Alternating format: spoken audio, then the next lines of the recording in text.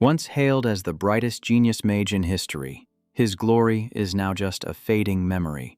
Now he is locked away like a criminal, his identity plummeting into darkness. His name is Ryun, a name that once filled the magic community with hope. As the youngest child of the Sermon family, he was the smallest but carried the greatest expectations. The family was once a symbol of prosperity, their reputation echoing across the Re continent.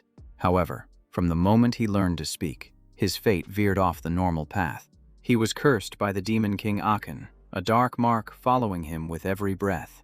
From then on, he could not touch swordsmanship or magic. All his powers were rendered useless. That once stable family gradually sank into an inescapable darkness. In the blink of an eye, everything collapsed when his father and brothers, one by one, disappeared without a trace or last words. Just when all hope was shattered, the crack of destiny widened. Rui was captured by the Peyton family, dragged into a tragedy with no escape. He was tortured to death, a haunting end in the shadows. But when he opened his eyes, he realized he had left the familiar world behind. He was no longer standing in reality, but seemed to be thrown into another realm. Before him lay an endless battlefield, where heaven and earth twisted into relentless violence. This place is called the Playground of the Gods, a land reserved for the Chosen Ones. In Aedeon, the gods summon countless wandering souls. They pull them from across the distant universe into this chaotic place. Then they grant each person a random profession for them to struggle to survive. With the dense population of ancient monsters in Aedeon, death always lurks nearby. No one lasts more than 7 days. All efforts are crushed. Yet somehow, Ryun has defied the cruel laws of fate. He awakened a master profession, the path to power unfolding before him. The Ghost King helped him master the entire profession system like an assassin, soul caller, and spirit demon, all within his grasp. Thanks to this, Ryun easily survived, overcoming each brutal challenge. He even lasted more than 3 months on that endless battlefield. But his second life also came to a swift end when he dared to confront his destiny. You challenged a god of destruction, a battle beyond limits. And even though you ultimately lost, the mark of your journey is not yet finished. Your story continues, refusing to be buried in defeat. In the final moment before vanishing, your will still burns bright. That God granted you a wish, a gift exchanged for the price of life. When you awaken once more, you feel time has shifted. Ryun returns to when he was 12, back to where the tragedy began. And he still retains the privileges of a player, his power undiminished. As sounds echo in his ears, Ryun gradually awakens from the swirling memories. In front of him is a girl anxiously shouting, her eyes filled with fear as she looks at him. Her voice is shrill. Ryun opens his eyes wide in astonishment. Ryun sits up. Colin is flustered. He is still weak. Don't push too hard. He looks at her suspiciously. Lin, the wet nurse of the Sermon household. Why is she here? And so young. Light shines down on the Sermon building. Could it be? He turns to her. Lin, bring me a mirror, quickly. She awkwardly hands it over. Yes, yes. He takes it, and in the mirror is his face, much younger.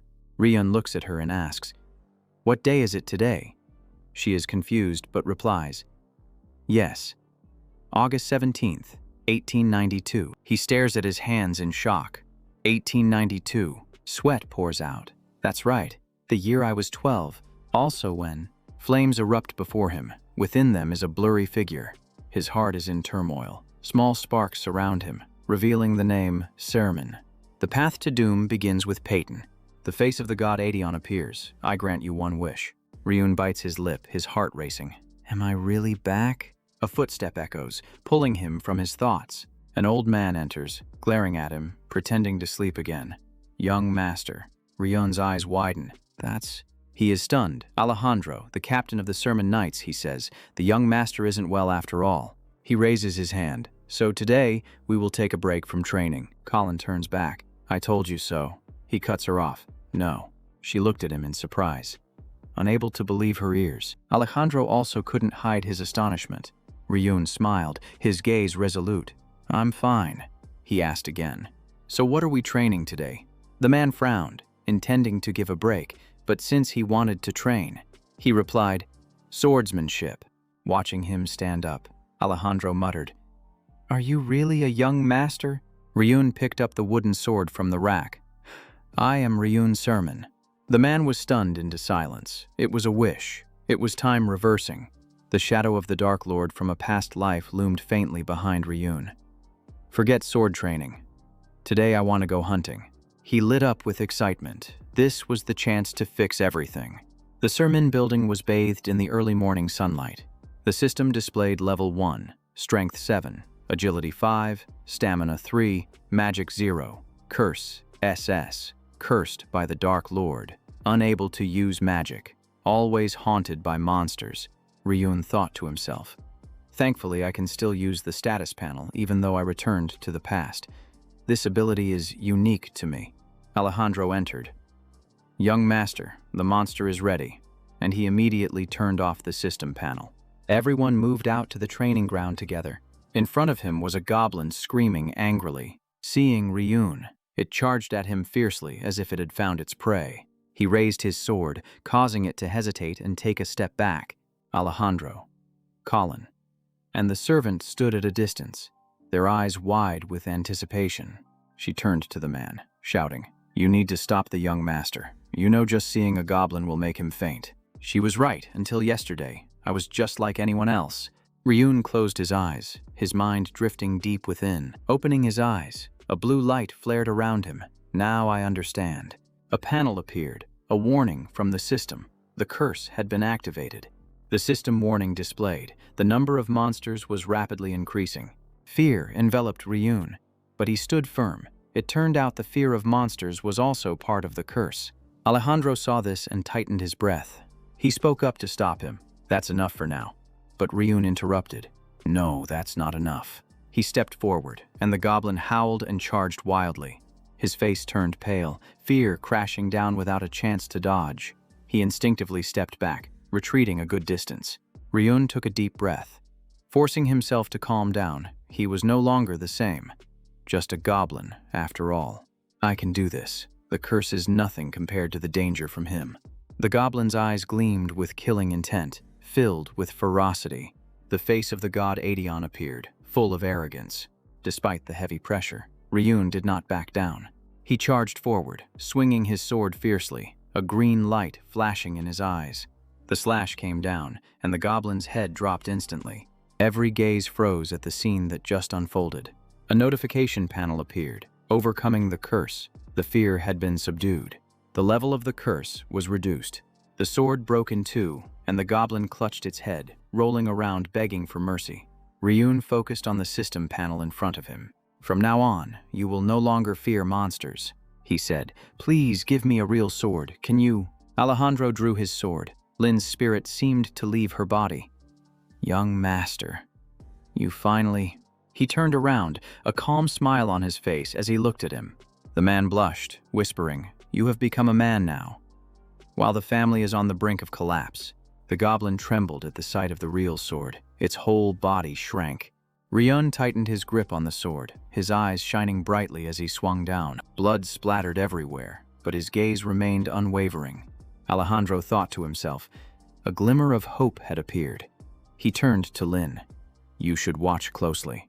Ryun swung his sword, goblin blood splattering. That image was of a true heir. Light filtered through the window of Ryun's room.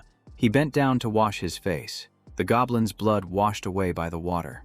In the mirror, a satisfied smile shone on his face. The illusion of his past life reflected in the mirror. The status panel still running. The system still active. I have proven one thing. I can overcome the curse and grow stronger. Ryun raised his hand to call up the system panel. However, the notification pops up, stating that your experience has increased a little. Ryun is dissatisfied. Progress has been made, but it's too little. To level up by defeating goblins, he needs to take down a whole bunch more. He reminds himself to hurry because the cries are getting closer, enveloping the entire clan. Ryun grits his teeth. At least he is sure he has the strength to break the curse. He looks at the system board, telling himself that no matter what happens, he cannot miss this opportunity. The clan is now in chaos. His father and brothers have been missing for 2 years. Despite the danger, the clan still maintains its position. The enemy's plot has yet to unfold. He clenches his fists. Sermine has grasped the first method to level up. Now it's time to try the second method. Just then, A girl with red hair wearing a mask walks in. The sky is clear, white clouds drift lightly, and sunlight shines through the window. In the living room, Ryun sits across from the girl. Sena says, "I have heard about the Sun Goblin." She is skeptical.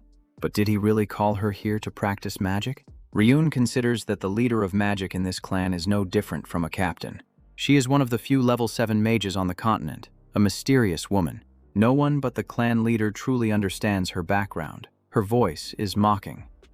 "Are you really so proud of defeating a goblin?" Sena disdainfully says that practicing magic is completely different from swordsmanship. He lacks talent, which is why they haven't trained him. Has he forgotten? Ryun calmly replies, "I know. The curse has taken all my talents except for swordsmanship and academics. I can't even sense my magical power, but that was yesterday. What if I say I can sense it now?" Sena is taken aback by Ryun's words. The teacup on the table is still steaming faintly. Sena unleashes a move that adds to her mysterious aura. She says, "You can open your eyes now. I just painted a picture that can only be seen with magical power. If your words are true, then guess what I painted?" Ryun responds, "A beautiful red dragon, right?" Sena pauses. He asks, "Did I guess wrong?" She blushes and says, "No." She admits he has changed, but how can he understand magical power like hers? He should have seen a different image. Not a dragon. The curse of the clan. "How did you break it? I have only taught you to sense magical power." Ryun interrupts her. "Sena, I can sense magical power, but I can't use the clan's magical alchemy method. I need your support." Sena turned to him, her gaze serious in a rare way. He thought that, without accumulating magic power, it was useless. Alchemy was the only path. She sighed and asked if he had tried it. "But do you understand alchemy means tearing your body apart to channel magic power? I will hold your life in my hands." Ryun remained silent, the corners of his mouth curling into a faint smile. He said, "Are you planning to kill me?" Sena was startled. He laughed and said, "My current body can't withstand you." He thought briefly. The only person he could rely on was her, even when attacked in his previous life. The image of Sena in his memory remained deeply etched and unforgotten. He recalled when his magic power ran out and his body began to disintegrate, but she was still the one standing to protect him until the very last moment. Ryun still clearly remembered those beautiful memories, then softly called out, "Sena." He reached out to her, his gaze softening. "I trust you more than anyone else." The room suddenly fell eerily silent. Ryun knelt on the floor, his body bare, without a stitch of clothing. The atmosphere was oppressive. His voice echoed. "Then, let's begin. The Lamdia alchemy is a direct inheritance. I only know the theory, yet you can execute it. The Lamdia method. In Aedeon, I once used it to level up and increase stats." Ryun absent-mindedly glanced over, and Sena reminded him. "You need to focus," he replied. "Yes." She warned him beforehand. "The pain will be intense. You must not scream or thrash about. If you can't endure it, think strongly about wanting to stop." Hearing about pain, Ryun mumbled, "Pain. Huh." Dark memories flooded back. The coldness, the knife-like gaze of suns clearly appeared. The pain was nothing compared to the hatred boiling inside Ryun. He suddenly shouted, "I said I trust you." Sena regained her focus, her voice firm. "All right." She channeled her magic power, and flames immediately surrounded the entire room. Ryun's body lit up with bright veins, looking far more intense. The Akon curse began to activate. The magic power within him surged out like a flowing stream. Sena maintained her full concentration, just as the master had said, but she had anticipated this. She whispered, "I will channel a bit more magic." Now, the Akon curse is activating continuously. The system only appears for you. Akon is draining the magic, but Sena's source surpasses it. The result is clear. Ryun's mind is in turmoil. Even the magic of a level 7 mage can't overcome this curse. But using Aedeon's method works. Let the curse disrupt the magic, then retain it in the body as it spills out. Deceive the curse and gather the magic inside. Sena anxiously called out. "Master," thinking to herself, why can't the magic escape from his body? It seems the alchemy process has taken a different turn. He begins to resist the Akon curse. Notifications keep appearing, Akon is activating and then being blocked. Ryun starts to feel a burning sensation. The magic pathways in his body feel like they are on fire. He gritted his teeth. Do you think I will give up? Painful memories flood back, drowning him. Ryun suddenly realizes, this pain I have endured thousands of times. I am a seasoned player of Aeon Coma. He is certain that no one understands magic better than he does. That understanding is not in the body, but etched in the soul. Even as the pain still scorches every fiber of his being. Ryun pondered, Akan, even though I have never met you. But the curse of the Demon King, if it is not from the god Aeon, is nothing but trash. The power within you has now reached its limit. Sena remains focused on the immediate target. But this flow of magic is too strong, causing Ryun to gradually lose strength. He collapses to the ground. Sena's panicked voice rings out, Master! His consciousness fades. Ryun groans. It hurts so much, but he still tries to endure. The blood from years ago resurfaces. That pain is still deeply etched. The terrible memories of that day cling to Ryun's mind, the words still echoing in his head. Is this the experiment of sermon tomorrow? Let's cut off its hand to see if it can be reborn. Never mind. Just throw it away and return to Patton. A long sword rushes forward like a gust of wind. Suddenly, someone blocks in front of him. The large figure leaves Ryun stunned. Soldiers shout, Intruder, stop him. That night, the moon was full, the wind was still, and it was cold. The space blurred. Thoughts rushed. What just happened? Ryun opened his eyes wide, hearing a warm voice. You're awake, huh? Alejandro stood there, covered in blood. He gently said, I'm sorry for being late. Ryun's eyes lit up. Alejandro, did you save me? Despite being heavily injured, Alejandro still tried to stand firm. Young master, his voice remained warm. I'm sorry. Ryun was moved, tears streaming down his face. He jolted awake from a long, haunting dream. That dream made him cry, unable to hold back. You finished refining the elixir. Right, I should be happy. But that memory weighs heavily on my heart. It's okay, that won't happen again. I have a plan. But absolutely no one can know. Especially Peyton. I'm not strong enough to confront him yet. Therefore, the next step is to push for the downfall of the Sermon family. The sky was clear today, with white clouds drifting gently over the Sechman roof. Ryun sat up, scratching his head, mumbling, I failed. Huh. Sena turned around, her face full of astonishment. Alejandro was also stunned, exclaiming, Huh. The three looked at each other, the silence making the atmosphere awkward. Ryun pursed his lips, squinting his eyes, thinking to himself, even though I feel bad that they came right when I woke up, I can't tell the truth. It's not that I want to hide it, it's just that saying it wouldn't help. Whether they believe it is another matter? He smiled faintly, tightening his grip, then said, Everyone expected too much, so I tried, but now I don't feel any magic at all. Ryun turned his hand, raising it in front of Sena. You check it. Sena quickly stepped forward. I don't understand why you would deny it, but if that's the case, allow me to check. She immediately summoned her magic, flames bursting forth fiercely. She held Ryun's hand, channeling energy into his body. Soon after, Sena's magic surged powerfully. Her eyes widened, teeth gritted. What is this? Ryun just sat still, watching the golden sparks, smiling faintly. Sena released his hand, stammering. The magic really has disappeared. Yesterday, the magical power was still within me. Sena collapsed in shock and slowly walked out the door, apologizing to the young master. Ryun watched her silhouette, confused, calling out, Sena. Alejandro felt a bit awkward when he saw Sena slam the door shut. He turned around, raising his fist in encouragement. After all, he had hunted a monster. Just focus on your skills. Ryun trembled slightly, raising his hand to stop him. Actually, I can't go through that again. After that day, even eating became difficult. You heard Lin, right? Alejandro stood frozen after hearing that, unable to say a word. His face darkened in an instant. Time passed quickly. The weather was beautiful, and yellow leaves fell abundantly before the estate's gate. 2 months later, winter arrived, and white snow covered this place. Colin opened the large door and stepped outside.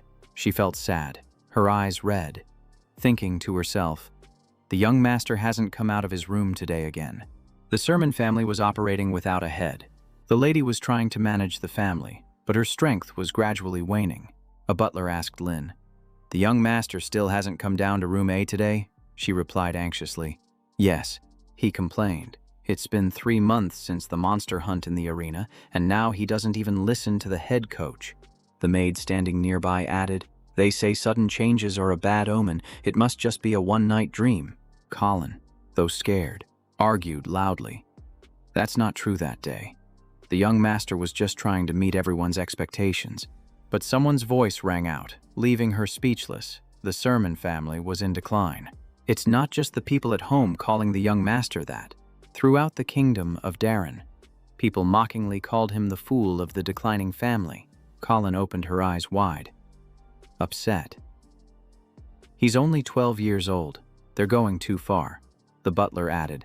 High expectations lead to deeper disappointments, especially with a weakened noble family. The maid sighed. Even the servants are starting to leave, he said. I'll quit after this month. Colin, what are you planning to do? The question left her even more confused about the young master. Ryun slowly set the knife down on the table. He thought the food was getting worse, which meant the family's finances were dwindling. Ryun's eyes lit up, the corners of his mouth curling up, just as planned. If it were me before, naive and ignorant, I would have spent all the money to restore the family. But now, the experience from Aedion has changed me. I must remain silent and wait for the right time. To let the enemy lower their guard. The time to strike is drawing near. The decline began when the clan leader and the eldest brother disappeared. The group of mages sent to search for them also did not return. And the other brothers were the same. Now, Sermon has neither manpower nor resources to continue. The arena that once buzzed with activity in the mansion. Now only a few weeknights and lackluster servants remain. In the past, the noble family's retainers would come to bond with the successor clan leader. But upon seeing this scene, they quietly left. This way, I can comfortably hide in my room without anyone suspecting. However, the speed of decline is slower than I thought. They say wealth lasts for 3 generations before it runs out. I guess I need to be more forceful starting tomorrow. Suddenly, Lin rushed in, calling out, Young master, it's time for training. The head coach is waiting. Hurry up. Ryun looked at her, his eyes narrowing, gritting his teeth as he observed her. He quickly burrowed under the blanket, mumbling, I'm probably going to lose again today. Lin's expression darkened. Without hesitation, she yanked the blanket off him. Her hand slowly reached toward Ryun. His body was suddenly lifted. It was Lin. She was serious, trying to carry him even though he squirmed slightly. I will never leave the Sermon clan. After saying that, she ran straight out the door with him. Ha ha, really? Outside the castle, the sky was clear, and a cool breeze blew over the stone steps. Alejandro frowned and shouted, Young master, how many times have I told you, don't hold the sword like that?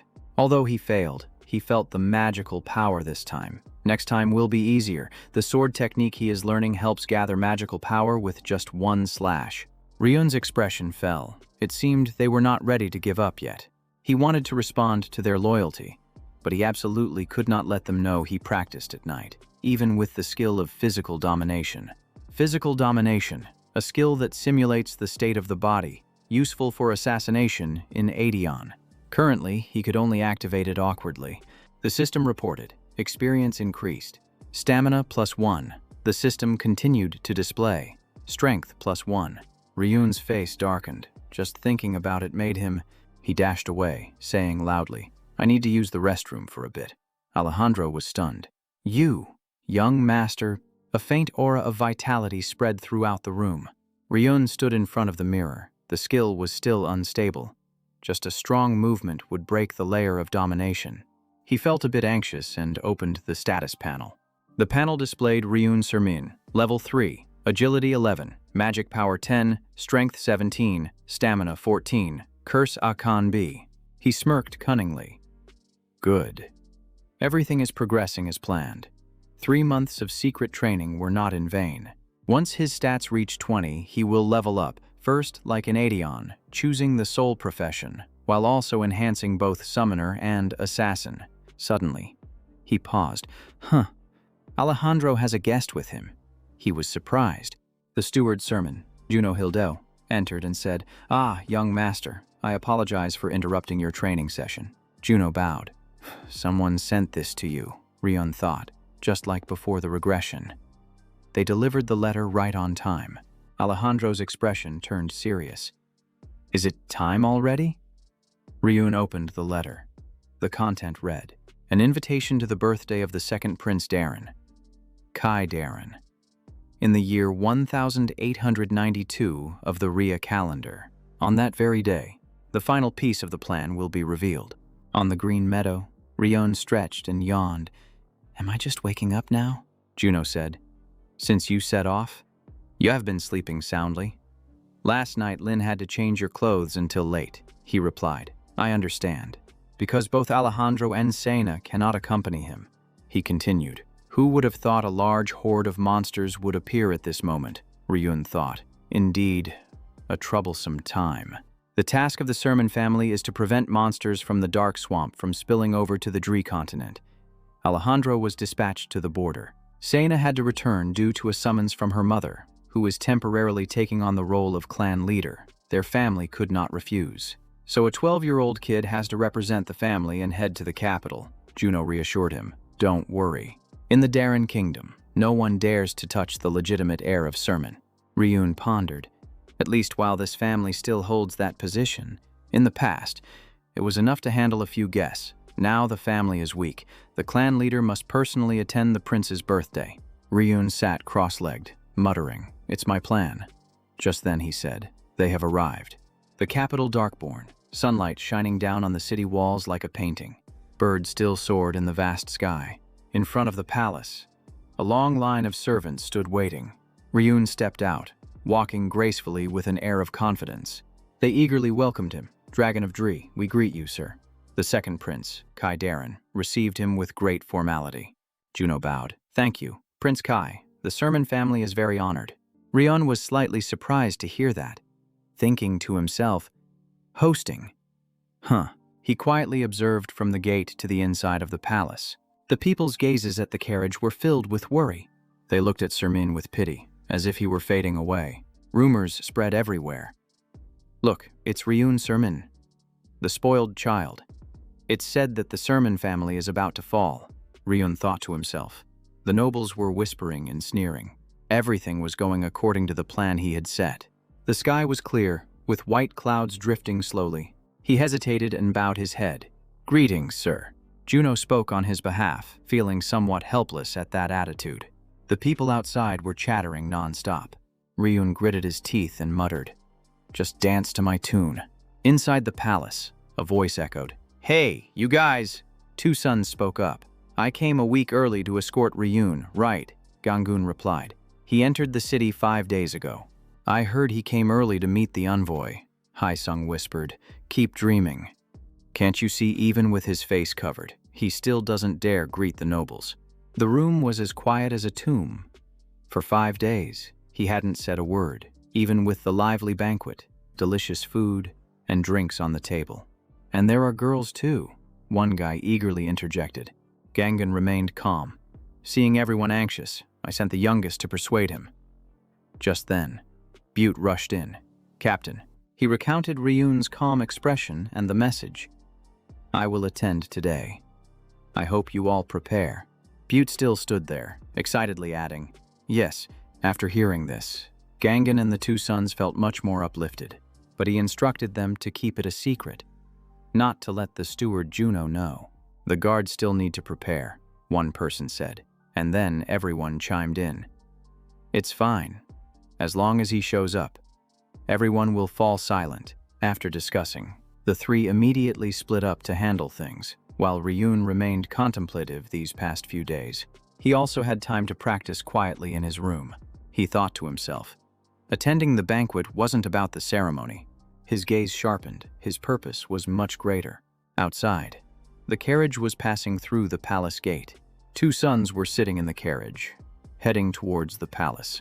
Ji-yoon had sensed it from afar, murmuring, He will come today. The evening fell, the sky was clear, and the scenery was strangely peaceful. A voice rang out announcing that Lord Sapato had arrived. The palace doors slowly opened, light spilling into every crevice of the columns. Sons, dressed in a magnificent suit, walked slowly into the hall. He glanced sideways as if he had spotted something. Juno was standing there, turning slightly as if to leave. But Sun spoke up. "Isn't that the steward Juno Hildo?" Juno calmly replied. "Lord Sipato has indeed come. The prince will surely be surprised." He continued. "I heard the Sermon family arrived first, but—" Sun smirked and asked, "Where has Ryun Sermin's fame gone?" Hearing this, Juno frowned, clearly displeased. He asked again. "Fame? What do you mean?" Suns was surprised. Everyone knows." He lowered his voice. "The rumors say Sermon has fallen, especially regarding Ryun." Juno thought to himself, indeed, the 5th-level genius mage, the one Peyton had the highest hopes for.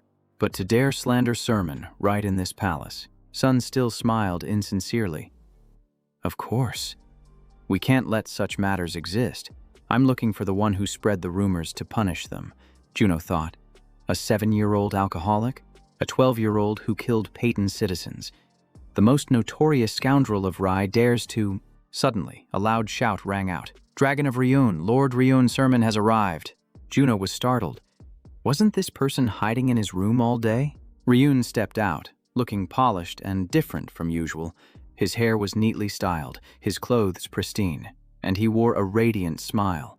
This caused those around to murmur. So different from the rumors. His demeanor is so bright. Suns was furious, jealousy evident in his gaze. He muttered, "Once again, that Sermon stole all the spotlight." He stepped forward, intending to find an excuse to cause trouble. Ryun proactively spoke. "Seed Peyton. Right, I've heard a lot about you from Zas." Juno remained silent, observing, and Suns replied, "Raise. The 4th son of the Sermon family went missing." "Right." He paused for a moment before saying, "I know quite a bit about you," Ryun interrupted. "Lord Seed Peyton is famously kind. I heard you two studied at the same institute. Everyone knows your name. Even though he only studied for a few months, his reputation still lingers." The mocking words made Suns furious. "That bastard," Ryun continued. "I also heard you saved your friend from being bullied and stepped in to help the girl who was being bothered. What else is there?" Suns gritted his teeth. He was still telling the story about the knee. Juno quickly interrupted. "The story about the knee of young Master Rats. You even brought medicine." "That's right. The night captain told me to send his regards to the young master." The atmosphere was heavy as lead, as if it was about to explode at any moment. Juno immediately pulled Ryun away. "Young master, please come this way for a moment." His eyes still glinted with hatred as he faced Suns. Suns couldn't hide his anger, muttering, "Damn it. Do you dare to threaten me in front of so many people?" Ryun scoffed, thinking to himself, "Go ahead and get mad, you fool. Because your rage is part of the plan I'm about to unfold." The evening air felt heavy, as if it were suffocating every breath around. The piercing screams and the sound of shattering objects echoed from the hall. Suns clenched his lips, muttering curses. "Ryun Sermon, you bastard." In his mind, the image of Ryun was vividly clear, along with the words, "I heard Raz talk a lot about you, at the academy. Everyone knows the reputation of Sith." He told himself, "that Raz knows about me being expelled, even though I used Peyton's influence to cover it up, and he even brought up the knee incident again." Ryun's voice seemed to echo. "I also heard that Sith once brought precious medicine to young Master Raz when he had knee pain. The humiliation from years ago made him boil with rage." Sun still stood there, his mind full of calculations, a sly smile on his lips. The image from that time was still etched deeply in him. Raz gritted his teeth. "Seed Peyton, you've gone too far," Sun softly said. "Raz, I didn't know that was your lover. I just wanted to ask since I saw a commoner at the academy," he retorted. "No matter who it is, being at the academy, how dare you use magic to harm a female student? Kneel down and apologize to her right now if you have any conscience left. If not, I'm ready to give up my title and kill you." Hearing that, Suns was so furious he was on the verge of tears, grinding his teeth tightly. Then he knelt right in front of Zaz, without any resistance. That memory fueled Sun's growing hatred.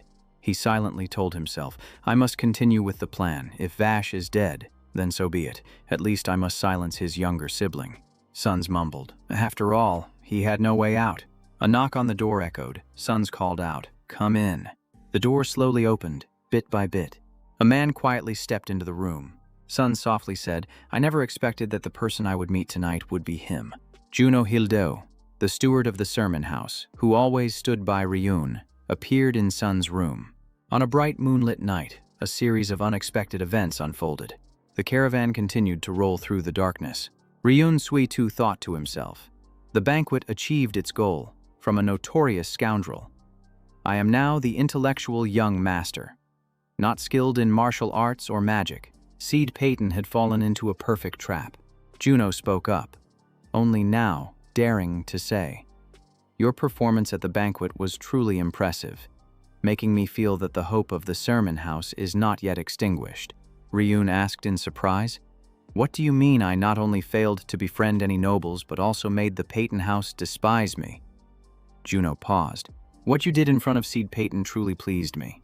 Upon hearing this, Ryun's eyes flashed with doubt. He waved his hand to execute a technique. Juno called out in confusion, "Young master." He was taken aback and asked, "Why did you do that?" "Young master." Ryun unexpectedly activated a soundproofing talisman and asked softly, "The fire hasn't gone out. If you truly thought so, perhaps you wouldn't have betrayed the sermon family." Hearing this, Juno panicked, realizing Ryun had discovered everything.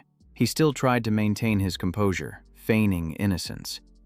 "What are you talking about, young master?" Yu softly said. "Your crimes cannot be forgiven." The atmosphere of revelation was colder than the chill. Ji-yun continued, "But because you committed crimes against the sermon house, I will let you go." Juno fell silent as he realized he was just a pawn in the game. He paused, his mouth trembling. "How much do you know?" Yu calmly replied, "I know that this was unavoidable. So I give you a chance. Listen carefully to my words and choose your path." Juno, confused, silently listened to every word.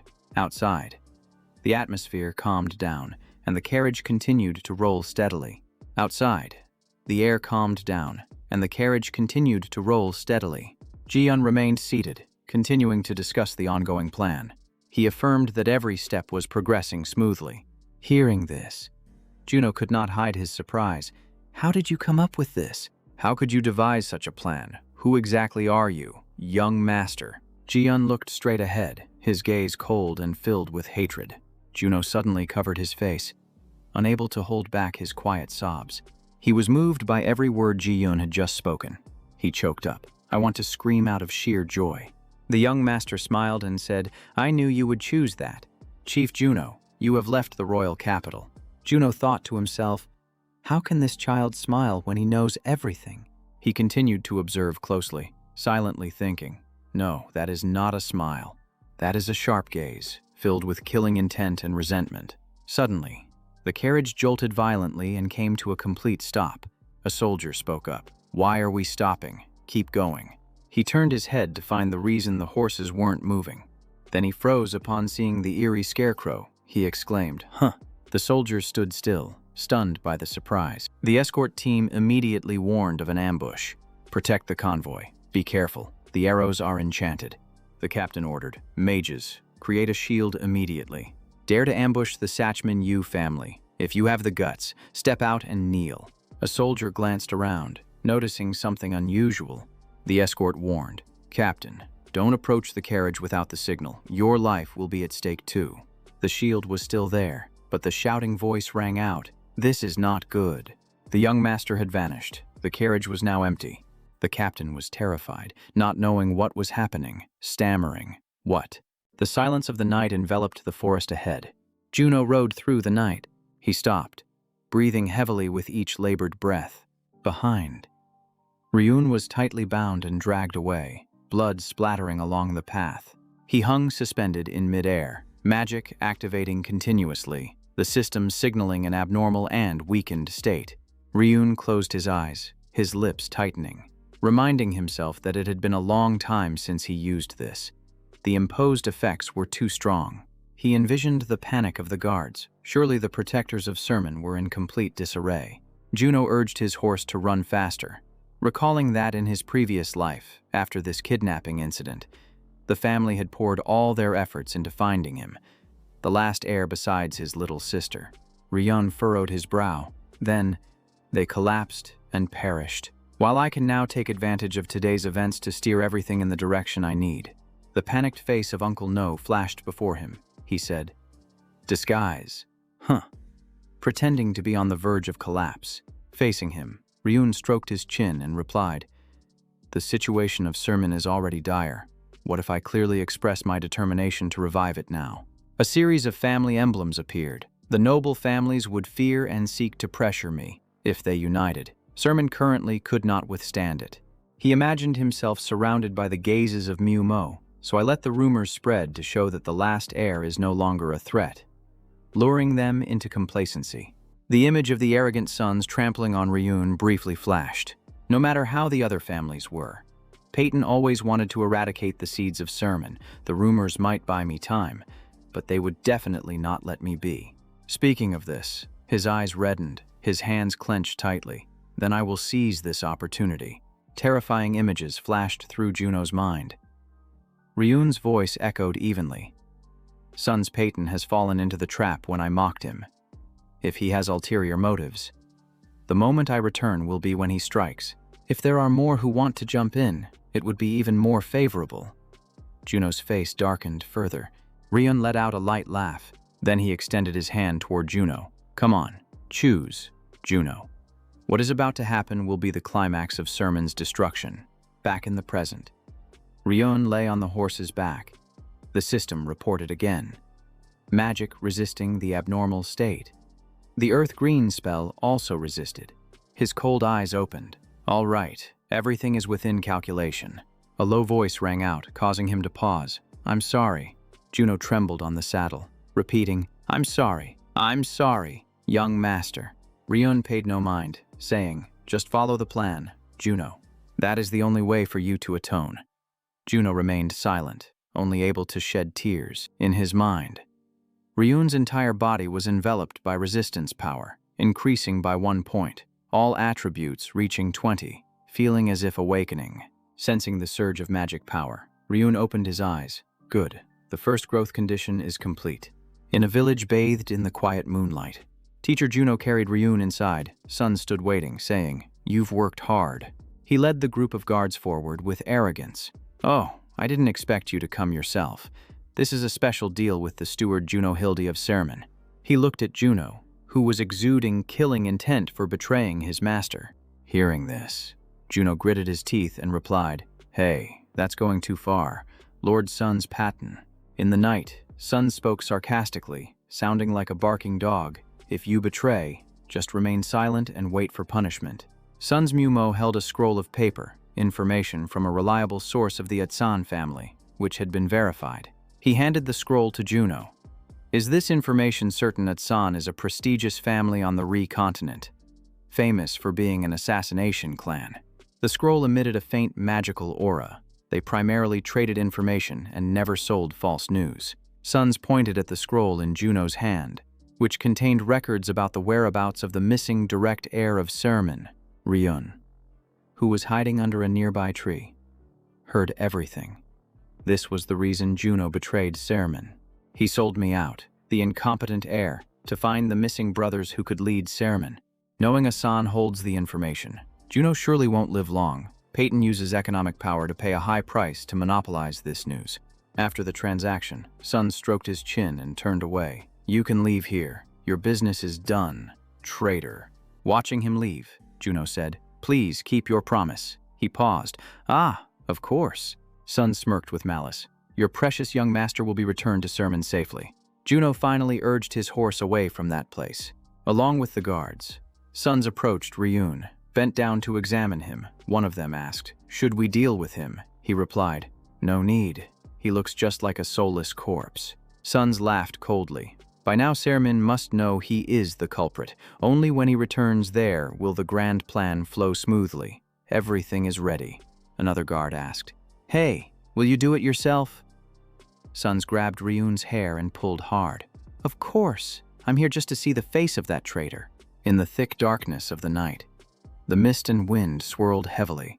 Suddenly, a flash of light appeared. Ryun's eyes slowly opened to see Sons' shadow in front of him. Seeing him awake, he leaned in closely, his voice low. "Hello, kid. Now you understand the situation. Right. But Ryun glanced away, his cold gaze making him uncomfortable. Sons looked at him, chained up, and sneered. How ridiculous. The direct heir of Sermon is in such a pathetic state. Ryun looked straight at him and asked, Sons Paten, what are you doing? He twirled the weapon in his hand, looking unfazed. I have kidnapped the precious seed of your proud Sermon. Ryun's face darkened as he replied. So, do you know what consequences will follow? Sons frowned. Are you threatening me now? He twisted his mouth into a distorted smile. Threatening me again, like at the banquet. Ryun said nothing, just smiled enigmatically. He stepped closer and ruffled Ryun's hair. It seems you heard something from your brother Jax. How pitiful. Then a streak of blood splattered lightly, he said.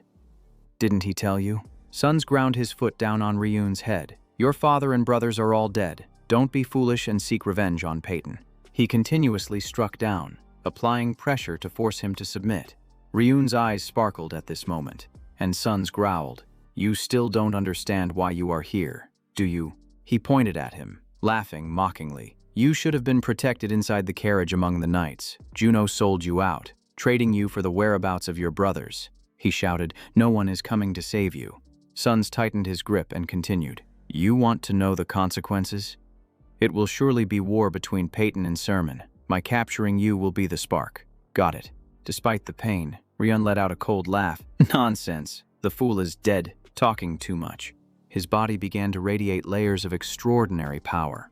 Seeing this, Sons widened his eyes in surprise. Ryun transformed back, his body recovering, mana erupting and activating the magic circle.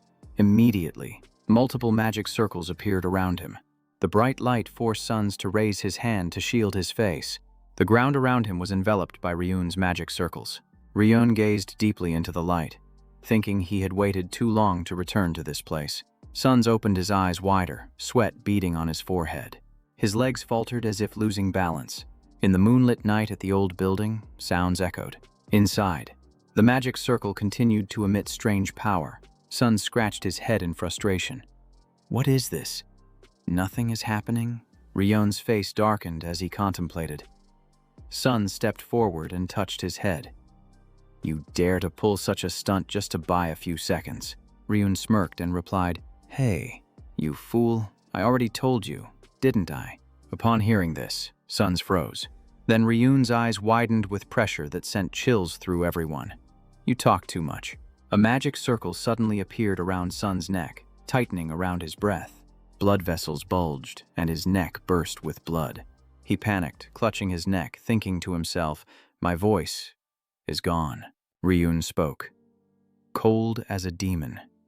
This is the Silence Magic Circle. Now your advanced spells are completely sealed. A mage who doesn't chant spells renders their magic useless. Sons was dazed, unable to believe it. He still tried to raise his hand, attempting to activate magic. He thought, as long as I use a fireball, I don't need to chant. Ryun looked at him with disdain. Spells that don't require chanting only reach level 3. And now, you can't even unleash a damaging blow. This is the trap of the Paten family. Sons intended to attack directly at him. Before the strike, Ryun remained unshaken. I guess you don't want to die. Huh, indeed. You only used a level 2 spell, far below my level. That is your mistake. The strike pinned Ryun's leg. Sons felt relieved. He only needed to injure one leg. But the scene that followed left him stunned. Ryun's leg was healing right before his eyes. The boy's eyes shone brightly. The spell had been dispelled. Sons couldn't believe his eyes and quickly waved his hand to summon another spell. Seeing this, Ryun immediately guessed. This time it's a level 3 spell. Huh, what a pity. You just threw away your last chance. He smirked. Did you think I would let myself get hit? In response to the spell, Ryun created an ice circle and counterattacked immediately. The flames were swallowed by the torrent of water. Sons felt something was off with his magical power and quickly looked back. Realizing the problem, he gritted his teeth and fell silent. From Ryun's eyes, 3 barriers shot out, absorbing and reflecting the magical power. Sons' hands burned painfully, the pain piercing to the bone. Ryun said, Any spell that exceeds the limit will be crushed instantly. Your wife's efforts are useless, you fool. Sons was dazed, his head spinning. But then he steeled himself to fight back, raising his hand forcefully. His eyes narrowed, as if he was calculating. In front of him, the iron chains had been torn apart by Ryun. Watching the last chain break, Ryun said, "Surprised for me now. Cutting this chain is as easy as snapping a twig. And by the way, the magic circle doesn't just have two ends." As Sons tried to stay calm, another magic circle appeared on his left. It immediately shot a bolt of lightning straight at him, the screams echoing. Ryun merely smiled faintly, full of self-satisfaction. Seeing Sons collapsed on the ground, he prepared to deliver another blow. He fainted, and Ryun slipped his hands into his pockets, gliding past. "Wake up." Sons' panicked eyes met Ryun's shadow, and he continued. "This time our roles will be reversed." The room was filled with thick magical smoke. Sun Slim Zim opened his eyes to wake up. He saw Ryun sitting beside him, fiddling with a knife. "Awake now, I thought you were going to sleep forever. I was going to wake you up. You have quite a good sword there." Sons realized he was tied up and began to struggle violently. He jerked his hands repeatedly, trying to escape the bindings. Unable to break free, Sun shouted, "You..." Realizing he could speak, he felt overjoyed, thinking, "My voice is back. The bindings on my left hand are just regular chains, not magical cuffs. You fool." So then, he roared, striking out, magical light flaring around his neck. Watching him struggle desperately, Ryun coldly said, "Do you think I'm easy to fool?" Sons coughed painfully, gritting his teeth in endurance. Not seeing any magic, how could he use it? Ryun stepped closer. "Do you think I would dare to fight a mage unarmed?" He drew his gleaming sword. "I have already carved magic all over your body beforehand." The sword sliced through a few times. Sons asked in horror, "What is that?" Blood gushed out, causing him to become even more disoriented. A strange seal appeared on his stomach. "You must know this is a forbidden technique. It's not drawn, but carved with scars. And this effect is created by a blood formation." Remembering the torture from his previous life, he said, "You once used a spell to keep me conscious so I wouldn't faint. Back then, Sons held a cup to lick fresh blood, then used a knife to carve into the body of the 12-year-old child that was me." Returning to the present, Sons panicked. "How do you know that kind of magic? Moreover, investigations show you cannot use 3 powers." Ryun turned away, sighing, "Thanks to my previous life and experience from Aedion. 3 months ago, I learned to refine mana, prioritizing the upgrade of stealth. Other skills were also easy to grasp thanks to the flow channels, a secret I discovered in Aedion. Each skill has its own channel. Mana flows into the user's channel to activate it. Only someone who has reached the master level like me can see the flow channels exist, and I still remember all of them clearly. So I don't need to relearn, I just need enough mana, and I qualify to use it. Thanks to the stealth skill, I escaped from Sermin's house, memorizing every nook and cranny of this place. Then I set traps to catch Sun's Peyton. Thanks for walking right into it. The pain I endured then was from the 3 formations enhancing the pain that Sons intended to impose on me. The cruel memories of Sons shattered, Ryun said. Now feel what you once used on me."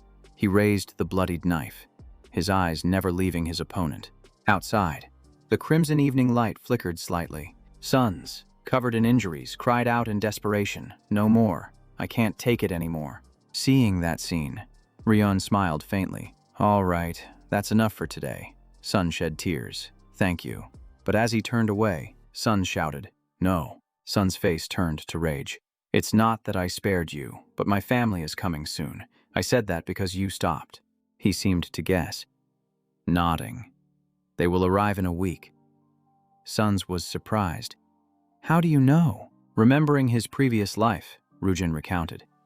"They deliberately came late to let you torture me. You ordered your subordinates to return after a week."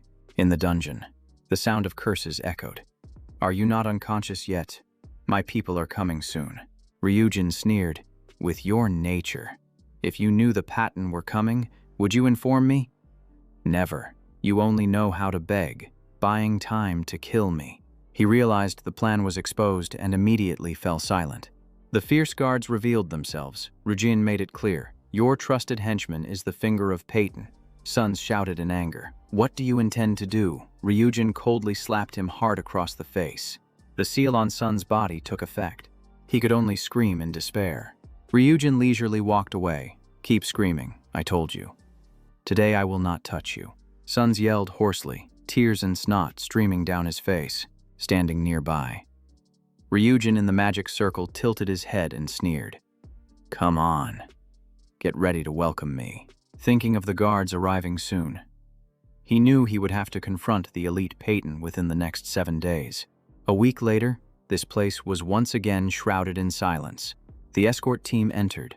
The leader asked, "Is this the place?" The subordinates immediately replied, "Yes."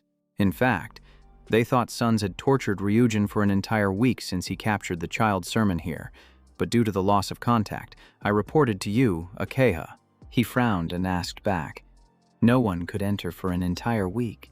They spread out to investigate. One replied, "Yes, all entrances are heavily guarded." Moments later, the leader exuded killing intent, muttering. If he was so busy interrogating that he forgot to report, it would be troublesome. He raised his hand to create a weapon. The master ordered that the child sermon must be brought back alive. He tightened his grip on it, deciding, "I will go in." The next one, wanting to stop him, exclaimed, But the leader's gaze turned cold. The finger of Peyton always obeys the master's orders, even if it is Peyton's own blood. The door in front of him was shattered by his force. Before stepping in, he instructed, "I will go alone." The subordinate, flustered, replied, "Yes." He shot a quick glance signaling, "Stay still out here." Then he entered, walking with an unusual calmness. Each of his steps was slow, as if measuring the rhythm. He observed around, unease rising even though he couldn't sense any magic. Suddenly, countless magic circles of Ryujin appeared before him. A series of attacks rushed straight at him right after that. He raised a shield to temporarily block it and exclaimed, "What the hell?" Then he drew his weapon, pushing his magic. The situation was bad. Suns Peyton must be in trouble. The trap activation signal was triggered. Thanks to that power, he saw all the traps clearly, a trap activated by a magic formation. He broke one and guessed that this person was well aware of the structure here and had a high level of skill. He continued to step through the traps without any harm. Traps were laid everywhere. It was either Sermine or a third party. He set up additional defenses and said, "A double layer of defense," thinking back, "No matter who it is, I will not let them escape." His face became serious. His mind focused intensely. His gaze was sharp as a knife.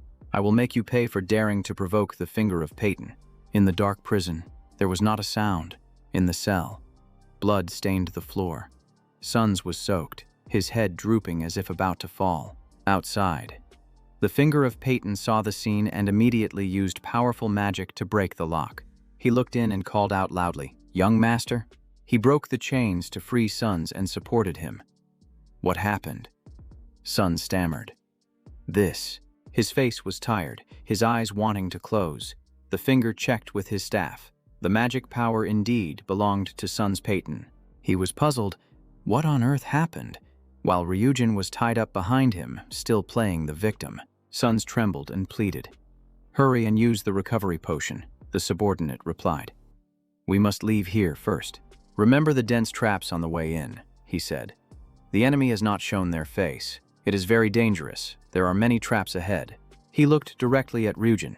He controlled the young master and the child but did not take them away, meaning the goal was not just to rescue. He rebutted himself. "This child is really crazy, but I cannot abandon the mission." Then, while the finger was still questioning, Suns painfully pointed at Ryujin. "It is him!" Suns Peyton burst into tears. "The one who turned me into this. It is Ryujin Sermon, that bastard." Hearing this, the finger of Patton silently observed. Then he raised his staff. The power directed at Ryujin. "First, I will use 3 spells to ensure that the child cannot move by anyone else but me. 7th level magic. Perfect binding. Stripping away will. Disrupting.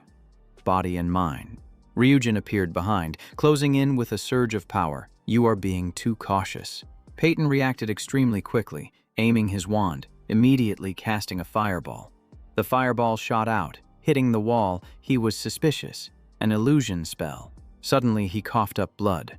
A sharp pain, caused by being interrupted while casting a 7th-level spell. He turned around while Ryujin moved and spoke. The reverse magic flow is uncomfortable, but a grand mage recovers quickly. Ryujin swiftly created a series of illusions. If you notice something unusual from the start, you should have dealt with me first. Angered, Peyton raised his staff high, gritting his teeth. Disrespectful fool. You dare to use illusions to deceive a master magician like me. Ryujin unleashed his magic power, ready to retaliate. In the midst of the swirling magic, he roared, dispelling the illusions. Immediately, the magic circle unleashed lightning, scattering everything. But Ryujin was faster, dodging all the attacks. He glanced around, handling the situation with great experience. Suddenly, Ryujin's eyes widened, bursting into laughter, while Patton maintained his cold expression. Right after that, Ryujin charged like a lightning bolt, heading straight for him. Before the close attack, that guy cursed, being rude. Immediately, he kicked Ryujin under the chin, blood gushing out. Seeing Ryujin being thrown back, Patton said, "Do you think you hit my weak point?" He created a new fireball. "Even if I burn half your face, the master won't pursue it. Surely the illusion is the last card, if you had any other tricks. You would have used them before charging in." Ryujin lay still, smiling, listening to every word he said. Suddenly, Peyton was startled. "Do you really think I only have my fingers?" Beneath his feet was a hidden short sword. Seeing this, that guy's eyes widened in shock. Before he could react, the blade slashed across his neck, blood splattering everywhere. Ryujin merged into the body of Suns, striking, while he could only mumble. Peyton, not realizing, turned to ask, "Young master." Ryujin in Sun's form laughed coldly. "You are so arrogant that I can't help but speak." He smirked and revealed a secret. "Do you know the soul-swapping technique? The soul of Suns is trapped within me, and due to the master's orders, you cannot strike." Then he glanced at the formation engraved on Sun's body. I had anticipated this. His body still bore the blood formation. Ryujin's body still lay there, not only increasing the sensation of pain but also containing another technique, transferring the soul for timely response. Peyton's staff shattered by Ryujin. This was the real trump card. Immediately after, the room exploded violently. Only an iron mask flew out from the rubble. Ryujin slowly approached the burning corpse. His body glowed a brilliant blue. Smiling triumphantly, he said, "Got you now." He sat down to search Dirac's body for something. From his cloak, Ryujin pulled out a vial of blue liquid. He poured it directly onto himself. The system chimed. The pain-resistant skill activated. Skill level increased. Ryujin frowned, suppressing the pain. Muttering, "I have to endure." The wounds from Dirac on Sun's body must be clearly visible. He burst into loud laughter, excitement evident on his face. "Ryujin Hector, I did it. I just defeated one of Peyton's fingers, a level 7 Archmage." The system panel suddenly appeared beside him. A notification popped up. Mission completed, level increased. He was stunned. A mission. He understood leveling up, but... The system panel lights up, indicating Ryujin Sermine at level 15. Ryujin smiles with satisfaction. Going from level 2 to 15 is understandable after defeating Dirac, but there's still something bothering him. He wonders if it's because of the last mission, then reminds himself to focus on the task at hand. He conjures a bright red magic circle on the floor. Ryujin grabs the corpse's leg and pulls it without hesitation. He places the body on the table and creates a layer of red magic around it. Success will determine the speed of his next steps. The flow channel is engraved in the soul, not attached to the body. Even while residing in Sun's body, he still controls Ryujin's magic power normally. Now he just needs to push the magic power into the prepared flow channel. The system reports, level drops by 5, additional activation conditions triggered. A dim information panel appears before Ryujin. Shadow is the hidden profession of an assassin. To transition, one needs a clarity of 20 and a magic power of 15 before level 5. He has met the requirements but still frowns at the system panel. He silently calculates that if he still has enough levels, he can try 2 more times. Blue rays of light spread throughout the room. Ryujin closes his eyes, focusing all his mind on the magic. The system continuously reports, Profession transition successful, additional activation conditions triggered, advancing to the higher profession of Soul Mage, the Hand of Death. The information clearly states this is a high-level profession, requiring a magic power of 20 and belonging to the assassin system. One of the two opportunities has succeeded, and the plan was only supposed to go this far. But after defeating Peyton's finger, the sudden level increase makes him consider a third job change. He could reach the hidden profession of Phantom Soul, a profession for assassins and soul mages that has opened up sensations. In Aedeon, this is the strongest profession that elevates him to the ultimate position, and the combined effects are even more valuable. If he can reach the high-level profession of soul phantoms like Shadow and Hand of Death, the key lies in the size of the soul. Ryun contemplates, with his current level, failure would have severe consequences. But if he succeeds, his plan will accelerate like a storm. He no longer has time to hesitate. He smiles confidently, and the system unexpectedly announces level drops by 5. Ryun's eyes snap open, his face clearly showing pain. The system reports that the soul is damaged and needs rest to recover. Purple energy envelops him, and the wave of pain causes him to let out a choked groan. Blood poured from the eyes and mouth, feeling as if being torn apart. Could it be that the third high-level profession exceeded his limits? Suddenly, he seemed to see something, his eyes wide with shock. Memories of Ryun rushed back like a blurry film. He knelt on the table, surrounded by those wearing bird masks. Sons grinned wickedly while grabbing his hair. Alejandro smiled lightly, his eyes filled with satisfaction. Alejandro had once shielded him from a barrage of arrows, and Sena, covered in injuries, still smiled at him gently. He gritted his teeth, trying to keep himself from collapsing under the pain. Ryun was determined. Hector, even if it costs my soul, I must achieve the high-level profession of the Phantom. A powerful surge of energy exploded from Ryun. It spread throughout the room, light filling the space. The system panel suddenly appeared. The soul met the requirements. The hidden profession was unlocked. He gazed at the system panel, whispering in anticipation. "Please, I beg you."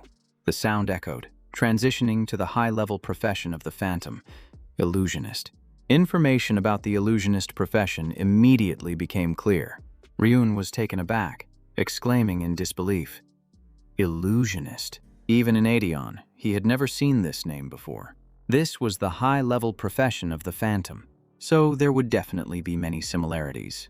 He had achieved all his goals. Now was the time to execute the first plan. The passive skill of the Phantom enhances summoning for the Soul Summoner. Taking down a level 7 Archmage was to serve that purpose, a valuable resource that could not be wasted. If successful, the plan would be significantly shortened, the system announced. Activating the Lich crafting skill, Ryun thought. Normally it would require a level 70 Soul Summoner, but with this material, it was different. The soulless eyes of the corpse suddenly shone brightly. The system notified, Lich crafting failed, transitioning to special undead crafting. Ryun's eyes widened in shock. A thick black mist began to gather. It gradually condensed right before his eyes, taking a distinct shape. A figure emerged, carrying a terrifying pressure. The system confirmed, successfully creating a special undead. He smirked, a smile full of meaning. The system panel appeared. Please name the undead. Not long after, the entire tower lit up, purple light shining through the window. A horrifying explosion echoed, shaking the entire area. The subordinates outside were in a panic. There was a shout. What exploded? They looked in shock at the pile of ruins. Where is Lord Suns? Amidst the ashes and dust, a figure continued to advance. From the explosion, Ryun, taking the form of Suns, stepped out. His subordinates were stunned. Lord. He looked at them with a cold, emotionless gaze. Ryun spoke briefly. It was Dirac's doing.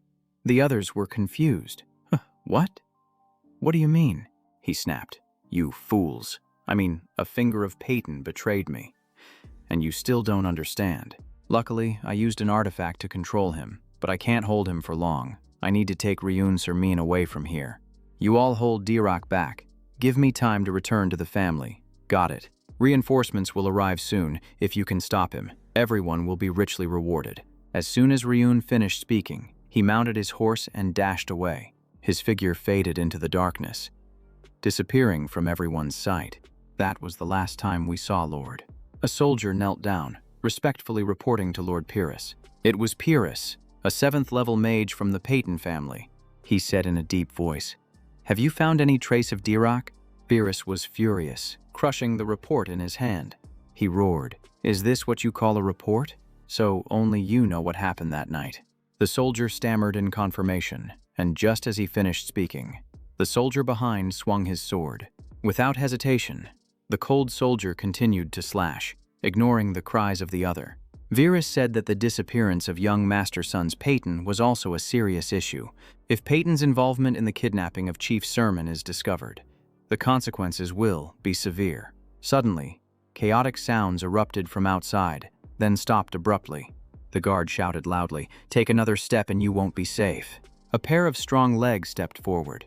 The aura from that step made the enemies hesitate. The man continued to walk forward, not striking, but the soldiers around trembled in fear of his power. Under the blue moonlight, Alejandro stood tall and coldly asked, "What happens if I take another step?" "I will wipe out all of you trash," Pyrrhus warned, daring to invade someone else's territory without notice. "Do you want to start a war?" Alejandro retorted. "You are the ones who declared war." "Bring Lord Ryun out here now," Virus calmly asked. "You are not questioning, but asserting." "Huh," Alejandro replied. "Humph. The rumors have spread across the borders since a week after Lord disappeared. Isn't this camp set up right here to hide the suspicious activities in that project?" Virus honestly replied. "We do not know where Chief Sermon is. Young Master Son's Peyton is also missing. I hope you will cooperate in finding them," Alejandro growled. "Shut up." That statement made Pyrrhus furious as well. Alejandro warned, "You must not tamper with the scene while the investigation is not complete." He looked directly at Pyrrhus, his gaze heavy with authority. Pyrrhus immediately took a defensive stance, his aura no less fierce. From a distance, Juno quietly observed, surprised that Peyton's soldiers were present, hoping things wouldn't escalate further. Sena turned around, casting a warning spell. "Who allowed you to speak?" "Traitor." The man was so scared that his face turned pale. Not daring to say another word, she continued, "If it weren't for young Master's words, you would have turned to ash by now." "Shut up. You are only allowed to talk about finding Lord." Juno immediately complied. "Lord said he would leave a sign." Sena rolled her eyes, asking, "How can we find it in a place like this?" He replied, "If it were easy to find, Peyton would have discovered it already. Only the great earth-green melody of Sermon could trace it. Lord had once used it. There must be residual resonance. Although very faint, she chanted a spell, creating a green orb. Through that orb, Sena saw what she needed to find. She found it. She had just finished speaking when she pulled the summoning source closer to her. Juno was stunned, unable to believe what was appearing before him. What was this? A body was suspended in the still air, right in front of them. Ryun had escaped from Suns, hanging from a tree in a state of exhaustion. They immediately understood that Ryun was completely absent from this place. Ungihoak said, "They only saw Sun's Peyton."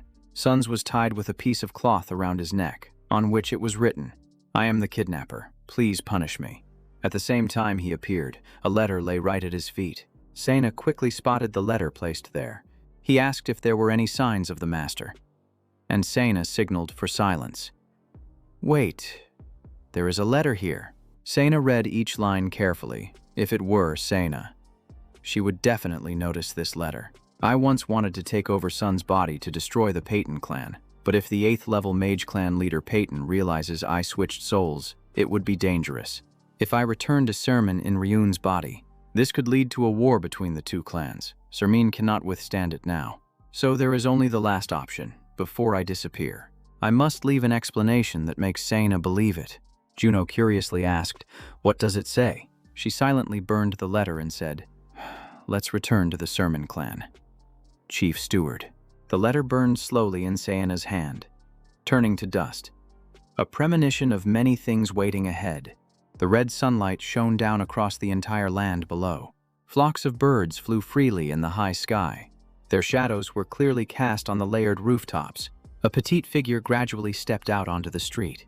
A voice called out, "Hey, Liang, the team leader is looking for you. Let's go." Juno and Sena stood there. He asked in confusion, Lord Sena replied firmly.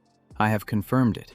The young boy turned back with a gentle smile and said, Yes, sir. His eyes glimmered with a strange cold blue, unlike before. He smiled softly, just like Rui's line. Time passed, 3 months later, in the capital of the kingdom of Benchoi Fenton. The townspeople were buzzing. Have you heard that Peyton and Sermon are at odds? The two kingdoms of Dylon and Penstroy must intervene to mediate. Why is that? I heard that the traitor Patton has captured the last person with the Sermon bloodline. In the end, Sermon accepted compensation from Patton, but the troublemaker has yet to be found. The child who was captured is also missing, so why did Sermon accept compensation? The head of the Golden Line has been missing for a long time. Once a prestigious family, now only remnants remain. The rumors keep spreading day by day without stopping. At this moment, at the Amsat Martin branch of the Fenton Guild, a voice rang out. The last person with the bloodline missing makes the compensation even more necessary. She sat cross-legged, deep in thought, then sighed wearily. Sapphire, a level 2 assassin, lightly criticized the branch manager, feeling bored. It's all old news that everyone knows, Uncle Dunn said. And what about the news that Sermon's butler Churro was executed? He was exposed for being linked to Peyton's people. Alejandro immediately dealt with him on the spot. Sapphire asked in shock. The master swordsman on the continent took action himself. Suddenly, someone walked in through the door. Ryun appeared with a calm demeanor. Sapphire said, You've arrived. Lee, he greeted softly. Hello, Uncle Duns, he asked. Are you looking for the branch manager? The room fell silent. Only the light filtering through the crack of the door remained. Sapphire spoke up. Finally, you decided to come today.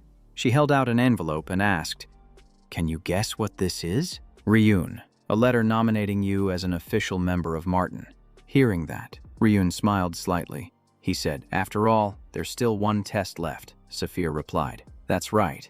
It's your first mission. Right, but for you, this task shouldn't be too heavy. The Asen assassination clan, the 4th largest on the continent, in just 2 months at the Phantom branch, you have surpassed all challenges to reach the final round. Ryun's eyes sharpened when he heard that mentioned.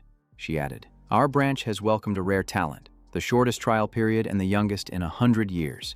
He humbly replied, I'm still far from the level 2 branch manager, Sapphire teased. You're just pretending to be modest. Anyway, compared to our first meeting, your expression is much more natural now. She sipped her tea while continuing the conversation. The image of that night resurfaced in Sapphire's mind. She remembers that night, just 2 months ago, when a boy appeared quietly, in a crowd of not-so-famous assassins. He brought a large sum of money that surprised everyone. That night, Ryun's eyes were filled with a dark aura as he made the assassination request according to her account. It was the first time Sapphire met Ryun, and it also marked the beginning of all the mysteries. Ryun said, Because I heard that as long as there is money, the guild will accept it. After confirming the money, everyone treated me like a guest, Safia said. It's not just about the money, but because of intuition. I guessed I wouldn't meet a strange client like you again. Isn't it true a boy dressed in rags comes in with money, and even hires someone to take action against himself? That already sounds strange. Ryun ignored that comment and did not respond. He took the letter, stood up, and said, I will read the letter myself. When the test is over, call me, Sapphire replied. Okay. And Ryun turned and left the room. Their conversation also came to an end. Kan immediately asked, Did you accept him because of your intuition? Xavier Bendap said, Don't joke. The process is clear. That boy completed all the training in just 1 month. Kan said, Others take 5 to 10 years for those courses. She also praised, Indeed a talent. You investigated thoroughly. Right, the guy reported. Lion. No last name. Green hair, green eyes. Picked up off the street. Raised under the guidance of an unknown teacher. Then one day, the teacher disappeared. He joined the guild to find traces of his teacher, proving his abilities, and then requested an assassination against himself. Thanks to that, he was tested and surpassed the training very quickly. Safia doubted the information from Lion, wondering if it was accurate. Kan continued to assert that everything was correct. He recounted everything, saying he had been to where he lived with his teacher, a house on the mountain. Khan said there were still signs of people around there. Saphir interrupted, raising many questions. Even if the information is correct, there is something more important. Could Lion actually be Ryun Sermon? Kan hesitated briefly before that hypothesis. Saphir connected the events. The young Master Sermon disappeared. Ryun Sermon. A boy of the same age appeared here right at that time. Is it just a coincidence that I keep feeling uneasy? Kan commented that the likelihood of that is extremely low, and she asked why. He said that Ryun Sermon lacks magical power, swordsmanship, and physical strength, which everyone knows. The tracking records have shown this since birth. The signs of Sermon's decline are embodied in Ryun. How could he be of the same caliber as a genius like Liang? If necessary, I will investigate further. She shook her head. Enough already. One should not waste a talent like you on trivial matters. Focus on investigating the teacher. If he could teach Liang, he must be extraordinary. The room next to Ryun overheard everything. He muttered, "This woman is indeed very perceptive." The abilities of a soul master are convenient, as long as the soul still exists. Ryun can hear everything through their eyes and ears. Ryun whispered, "Status." The badge appeared. Ryun Sermon. Activated class, Death's Hand level 13. He was surprised. The level cost for class change had already recovered. Investing magical power into physical domination also proves effective. Not only does it alter appearance, but it also avoids magical detection. And he could even read the shape sensing skill of a level 2 assassin. And that day, Ryun used soul exchange to enter Sun's body. He received an interesting soul technique and wondered what to name it. Ryun smirked and decided to call it Konak. Konak was born that night, surrounded by a stream of dark energy. He whispered, "What is this?" Strength 7, Speed 5, Magical Power 23, Skills Fade and Soul Shield. Considering both stats and skills, it's not unlike an undead that can grow stronger. He was delighted to suddenly realize this was the ability of a shadow. But the skill description did not specify clearly. Ryun raised his hand toward it, mumbling to see more clearly. The parameters from Konak gradually appeared. He widened his eyes, focusing intently on each line.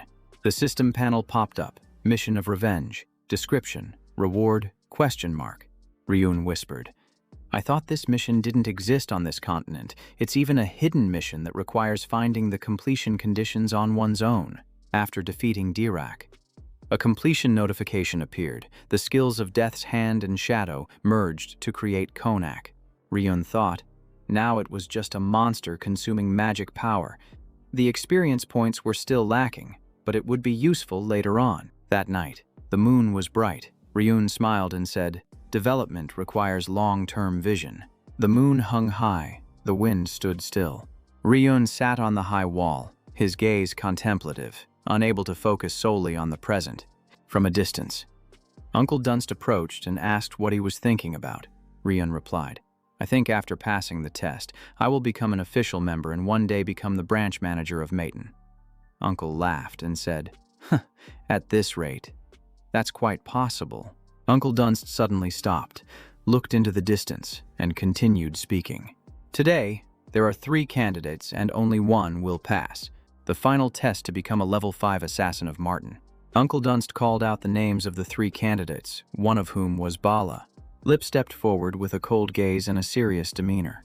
He continued, "As long as one person kills the target, they will become a member." Ryun stared intently, his eyes filled with determination. Uncle announced loudly, "The test begins now." Dunst closely observed every action during the test. He explained the rules, starting with the target information. The target's name is Orach, 47 years old, a merchant, always accompanied by 3 bodyguards. 2 of them are bronze-ranked warriors, and 1 is a silver-ranked mage. Bala spoke up. "I heard he just married a young mistress. He visits her room every night, and at that time, the bodyguards keep their distance." Dunst praised. "Just by hearing the name, you investigated that thoroughly, knowing even the habit of avoiding the bodyguards. Good job, but who can be sure he will go to his mistress's room tonight?" Hearing that, Ryun hesitated slightly and said, "About that," he continued. "Or are you?" The rookie. Planning to take out all 3 bodyguards, Bala hesitated. "Well, that," Dunst said. "That's why Martin sent someone to gather information. Now, it's the last turn." He called Lion, asking if he had any information. "Go ahead." Ryun sighed and replied, "Do I have to say it?" All three looked at him, waiting for his answer. But Ryun refused. "This is a test to select one person. I have no obligation to share information." Bala exploded. "We just shared." Lip grumbled. "Right. We are teammates," Ryun coldly said. "Teammates, I never learned that in training." Bala and Lip were surprised. "What?" Uncle Dunst agreed with him, saying, "That's right. This is a test. Use all your abilities to get through it. You must know how to apply what you have learned." He thought to himself, knowing when to give up or take advantage when necessary is the true killer instinct. The kid answered like a true professional. Dunst asked if the two had anything else to say, to which Bala and Lip quietly replied, "No." He signaled immediately. "Now you are free to assassinate the target." He watched Ryun, thinking to himself, "I am starting to have high hopes for him." He stood there, continuing, "Calling for the assassination of that girl." Sapphire spoke up. "This mission mobilizes 4 rank 4 and 3 rank 3 operatives, limited to Phantom, with a deadline of 3 days. If successful, there will be an additional reward of 100 gold, but if you fail, we must accept Lion, granting him special training at the Phantom branch of Meitan." After hearing this, Uncle Dunst clicked his tongue. "This is insane." The soldiers scoffed. 3 days? That's ridiculous. Try to escape, and in 10 minutes, we'll drag you out." But when they returned from the mission, both Uncle and the soldiers were exhausted, reporting failure. That kid used traps and tricks that were quite formidable. She smiled and said, "A deal is a deal. Lion, from today, I will train you," Rian thought. Becoming an official assassin for Meitan is not easy, especially with a target chosen by the branch manager, the highest difficulty ever. Perhaps I am standing at the threshold of a new chapter in history. That night, the moon was bright, the wind was cold, and the sky was silent. Bala burst out of the building, shattering the glass. He thought, "I just broke both the alarm spell and the trap system, dodging the guards and sneaking in successfully. Now there are mercenaries as well." The guard shouted loudly, "There's an intruder. It ran that way. Don't let it escape," causing Lip to remain on watch. She thought, "Stupid Bala, but thanks to him, my job is easier. If he hadn't drawn attention, I would have had to create an opening myself." The target had survived many assassination attempts. Each time he had hidden away. The master bedroom, where both inside and outside were heavily guarded. A gruff voice rang out, "This is too much to bear." Kami Hector not only took a concubine, but now brought assassins along too. Auroch explained, "No, my love. The assassin is not my fault. This room has high security." Lip looked from above, thinking, "The defenses are definitely stronger than before, and the number of hired soldiers has increased." The main bodyguard was lured away by Bala, leaving only 5 regular soldiers around. She was preparing to strike. I could attack head-on. Auroch shouted in panic, "What are you doing? It's very dangerous. Put that down." Lip bent down to assess the situation upon hearing that. Kami, trembling with a knife, said, "Brother, I tried to hold back. I remember the day you whispered that you loved me, but I can't let you take money from my family anymore." He quickly explained, "I just lack business capital." She angrily said, "You used my wife's family money to buy gifts for your mistress." With that, Kami acted, leaving Auroch no time to react. Lip witnessed everything, utterly shocked. She saw Auroch lose his life in an instant. The murder weapon was stained red with blood. Kami stammered, "What have I done?" Auroch collapsed to the ground with a deep wound. Kami stood frozen as a voice called from outside. "Ma'am, what's going on?" Lip thought quickly. The target is dead. So is the mission a success or a failure? She suddenly wondered, why hasn't Lion appeared yet? The space fell into silence once again. Lip returned to the gathering point, lowering her head to report, "Mission failed." She choked on her words. It was Auroch. He was killed by the first wife, not us. Ryun calmly turned to look at Uncle Duns. Lip found it strange and glanced at Ryun. Probing, she thought. Why did Lion appear before me? Did he arrive at the villa at the same time as us? Bala also returned, covered in injuries. Dun said succinctly. Bala returned safely. Bala replied, "It was because the bodyguards were in disarray that I managed to escape. When they chased Pala, they ended up fighting each other, creating a path for him to run." He continued, "The test is over. but the assassination was not a failure. Duns announced shocking news. Lion has completed the mission. Everyone was stunned upon hearing this. One person asked, "Do you mean the mission was a success? Auroch was clearly killed by the first wife." Duns explained that it was thanks to Lion, which left the group even more confused. He looked at Ryun and pointed, saying, "It's Lion." Ryun used a technique to make Auroch's first wife take her own life. Duns continued. Bala in the car was stunned, and Lip was also frozen, staring into space. Duns reiterated that Lion had made Auroch's first wife act on her own. He asked, "Can you explain how you did it?" Ryun thought they expected him to answer for sure, but how was he supposed to say it? He chuckled lightly and said loudly, "I will explain." Lip and Pala nervously looked towards Ryun. He stated, "The key point lies in the relationship between Auroch and his first wife." The sun was setting, casting evening light over the castle. Bala asked Milan, "Did you exploit the internal conflict? Did the branch manager only reveal the target to you?" Ryun sighed. "The moment I found out was just like you two. He is too famous." Based on the information the two provided, Auroch was involved in the liquor trade, had taken a concubine, and the levels of the bodyguards and the concubine's bedroom were accurate. But I had already investigated everything beforehand. While you two were discussing plans, I was just following the existing plan. Hearing this, Lip and Bala were astonished, and Bala was irritated. He said, "You claimed you didn't know the target, but now you say you've investigated Auroch. That's unreasonable," Ryun replied. "I never said I only investigated Auroch. I gathered information on all notorious individuals who could easily become assassination targets in the city, by befriending merchants and spreading rumors effectively. And since I completed 2 months of training in just 1 month, I used the remaining time to prepare for any potential targets." After hearing this, the two had to think that he had studied the entire book, not just the exam part. Ryun continued, "During my investigation, I discovered someone who hated Auroch intensely. That was Ken Lee's first wife. I approached that woman who had been pushed to her limits, and subtly suggested that she should hire an assassin. Auroch continuously took concubines, disregarding his first wife while using her household money for business. Kelly hated him so much that she wanted to take action, but honestly, she didn't want him dead. I told Kelly to hire more guards and increase security. Auroch would be safe, only the concubine would be at risk, and when something happened, he would always run back to his first wife's room, the safest place. At that point, she just needed to blame the concubine and the lover. He would come to his senses and return to her. That woman, who drank all day, believed every word I said. If everything had just stopped there, she would have been satisfied. But just before the action took place, he added one more thing, that the money Auroch used to buy gifts for his mistress recently came from his first wife under the guise of investment.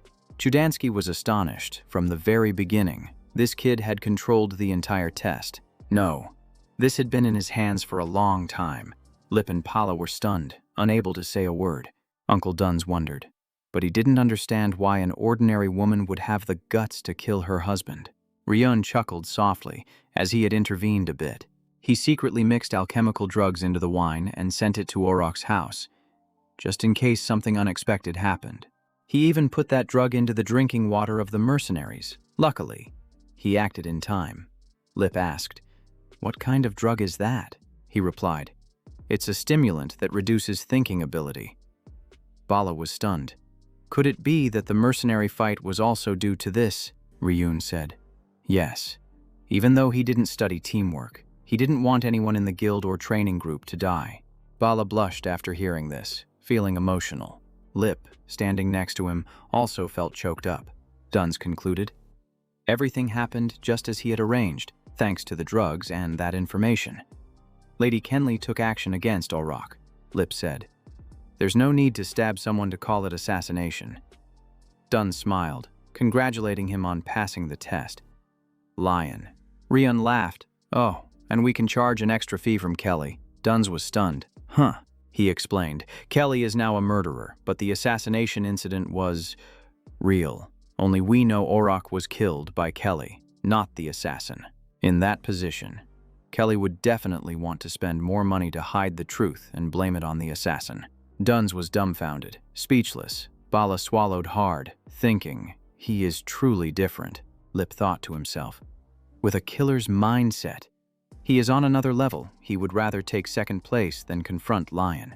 Dunn said, "You two go back to the guild. Lion will stay. I have personal matters to discuss." Lip and Paula left, leaving the two behind. Duns was silent for a moment before speaking. Do you understand what you've just caused? Kelly will have to live a lifetime in torment for killing her husband. She is no longer an ordinary person, but a murderer. The guild trains assassins, not to create monsters. Ryun turned his back, laughing coldly, before knowing why Orok continuously married mistresses. I also thought she was as normal as everyone else. All of Orok's mistresses were dealt with by Kelly. Orok also ran a casino, lent money at high interest, and dealt in flour, causing many people to suffer. Kelly used her family's influence to clean up the mistresses without needing to act herself. Orok knows well, but still marries a concubine, even though he knows they will eventually die. Their bodies are staged as missing, and their families can't find anything, continuing to search endlessly. This is what you discovered during the investigation. Even if it's a test, it's still an assassination contract. Although Kelly doesn't want her husband dead, we only get paid when Orok dies. Whether the target deserves to die or the circumstances of the employer are not the assassin's concern. Right. If an assassin lets their conscience interfere, are they still an assassin, killing for money and then sitting down to analyze the reasons and ethics? Is that necessary? Duns looks at Ryun with astonishment. Kelly never said she didn't want to kill her husband herself. She intends to exploit this situation. They must complete the contract in their own way, and even if she lives with guilt, she cannot separate the assassin from Orok's death. Duns asks if an assassin doesn't need a conscience. And you respond, if a person wants to maintain their humanity, they must become stronger to change their fate from the root. Even though Sir Dunsday tries to regain his conscience, once he accepts the contract, nothing changes because he is still involved in the assassination. Saying that, Ryun turns and walks away, leaving Uncle Duns in deep thought. The next morning, in front of the guild's base, everyone stands at attention in neat uniforms. Saphir laughs loudly to congratulate, stating that from now on, Leon is a rank 5 assassin and a member of Gildemartin. The system appears to announce that the mission has been completed. Ryun's body is enveloped in a faint blue light. The announcement continues, stating that the level has increased and the side mission is completed. Everyone looks at him, clapping and cheering in congratulations. The system presents the rewards after completing the mission. Saphir says that from now on, as a rank 5 assassin, he can accept official missions from Matan and apply for a rank promotion when eligible, although he probably doesn't plan to promote early. Ryun unexpectedly completed a single mission worth over 30 gold. Saphir gasps. Ryun adds, or complete 10 rank 5 missions, or be nominated by a branch leader or a rank 3 assassin. That's the promotion condition. Right. Saphir nods. That's right. Then asks, so how much is the payment for the Orok mission this time? Hearing that, the group gets angry. What are you planning to do? Ryun ignores them and continues to ask, how much is it? His way of questioning and his momentum leave Safia unsure of how to respond. She reluctantly says, advance payment of 10 gold, completion payment of 10 gold. Bala and Ryun are both extremely surprised. She added that, the amount of gold, combined with hiding the fact that Orok was killed by Lily. Duns, upon hearing this, broke into a sweat. It couldn't be true. Ryun covered her mouth and smiled faintly. Even if it was just a test. All eyes turned to him, silently listening to what was next. But completing the mission and earning extra rewards was something he had to manage on his own. The first requirement for leveling up is a single mission worth over 30 gold. Hasn't he already achieved that? Saphir glared angrily, gritting his teeth in response. Ryun Fertler stated clearly, I am a rank 5 assassin, Leon. I request to be promoted to rank 4. Those words left both Saphir and everyone else speechless. Saphir was provoked. He was indeed overly arrogant. Ryun did not back down, smirking. She said she acknowledged his performance, but he was underestimating all of them too much. An organization always has principles and rules. In the assassin world, only those ranked 4 and above are considered true. Everyone must accumulate experience, be recognized by their peers, and take pride in reaching that position. Saphir pointed out in protest. He was belittling all of them. Ryun's promotion conditions may have been met, But this approach only provoked a strong reaction from everyone. She said she would pretend she hadn't heard anything. He must be tired after his first mission. Ryun immediately interrupted her. No, he would not withdraw his request for promotion. Saphir narrowed his eyes. If he wanted to live peacefully here, he needed to be more considerate. Uncle Dunn spoke up. The branch manager could be said to be overstepping, but as an observer of the exam, he wanted to contribute a few words. Saphir looked at him silently for a moment before nodding slightly. Go ahead, he continued. He believed Leon was qualified to take the exam for promotion to rank 4. Not because he was arrogant, but because he had demonstrated the most important aspect of this exam. She asked back doubtfully, the important aspect. He explained that it was pure physical strength, not trickery, but assassination skills based on one's own body. Lip and Pala thought to themselves, but he won thanks to a plan. Dunn stated that the exam for rank 4 could not be passed without physical strength. This was an opportunity to see if Leon had the ability or to let him taste bitter defeat. People began to change their minds. It was true. During the guild chase, he also used many traps to escape. Saphir, upon hearing this, covered his mouth and smiled faintly. Fine. She agreed to open the exam. Rank 4 is a challenge that even veteran assassins must risk their lives for. Saphir asked with a dangerous smile. Are you ready? She and he tightened their grip. Ryun confidently replied, yes. As night fell, light spilled from the house.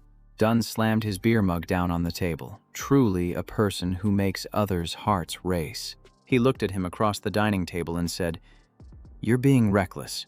Bala chimed in. You must have a new target in mind to act like this, Lip added, and you must have a plan. Right. The rank 4 exam wouldn't be for at least 1 or 2 months. Iridiza brought out drinks. Duns asked, since you need to choose a target and a suitable mission. Do you want me to train you beforehand? Ryun replied, declining. He wanted to rest before the exam. Lip and Pala shouted. A refusal, Ryun continued. He planned to leave the guild for a while. As a full member, he could leave the branch territory. You're right. Duns nodded. That's right. Ryun said he would return before the exam, and news could be checked at the Meitan branch. Duns unexpectedly asked, So is that your plan, Leon? He wiped the milk around his mouth, smiling mysteriously. Tonight, the sky was full of stars and quiet. Inside, Duns raised his cup and said, Just do what you want. Drink freely tonight. Laughter echoed from inside. They shouldn't force Leon to drink, Ryun thought. Moments of leisure like this would be hard to come by in the future. From rank 4 onward, he would receive missions continuously.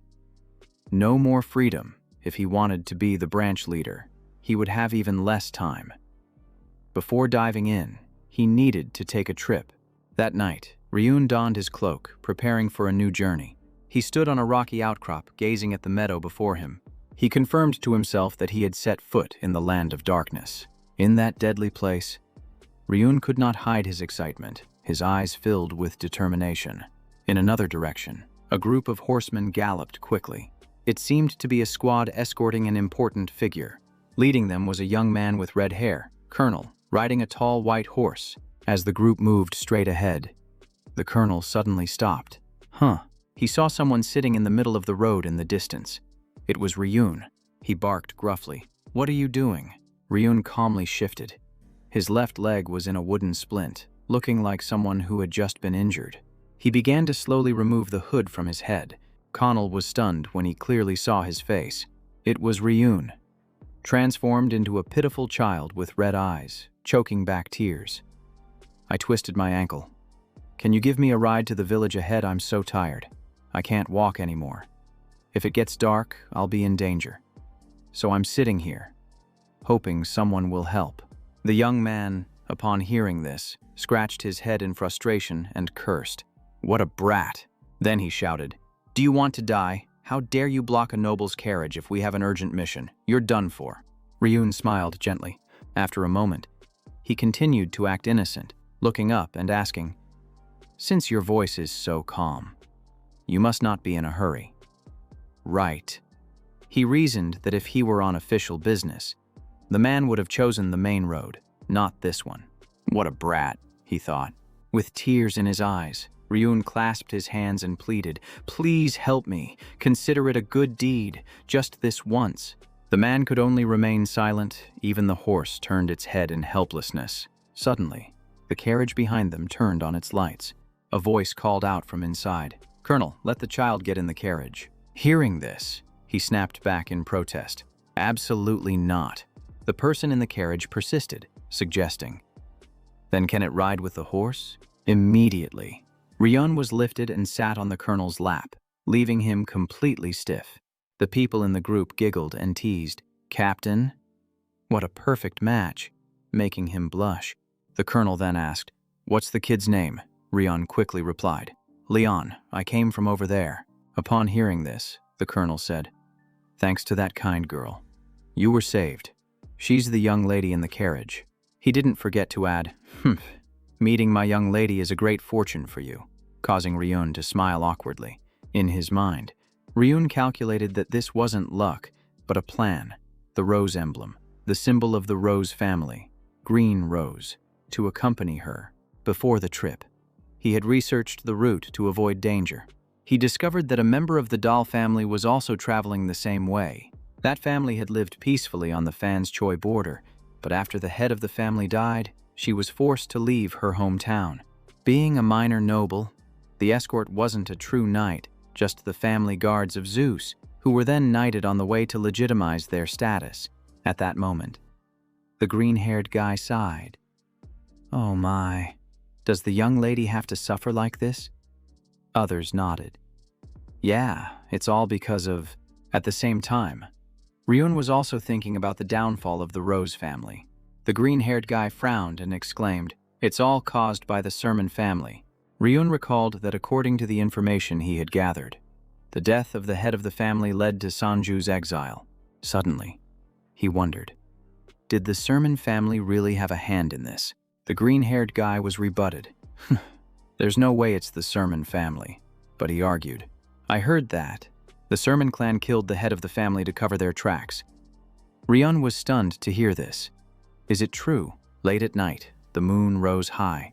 The whole group set up a temporary camp in the forest, starting a fire, pitching tents, and taking a break. Another group was leading the war horses to prepare a resting place. The remaining group took the opportunity to cook soup and catch a quick nap.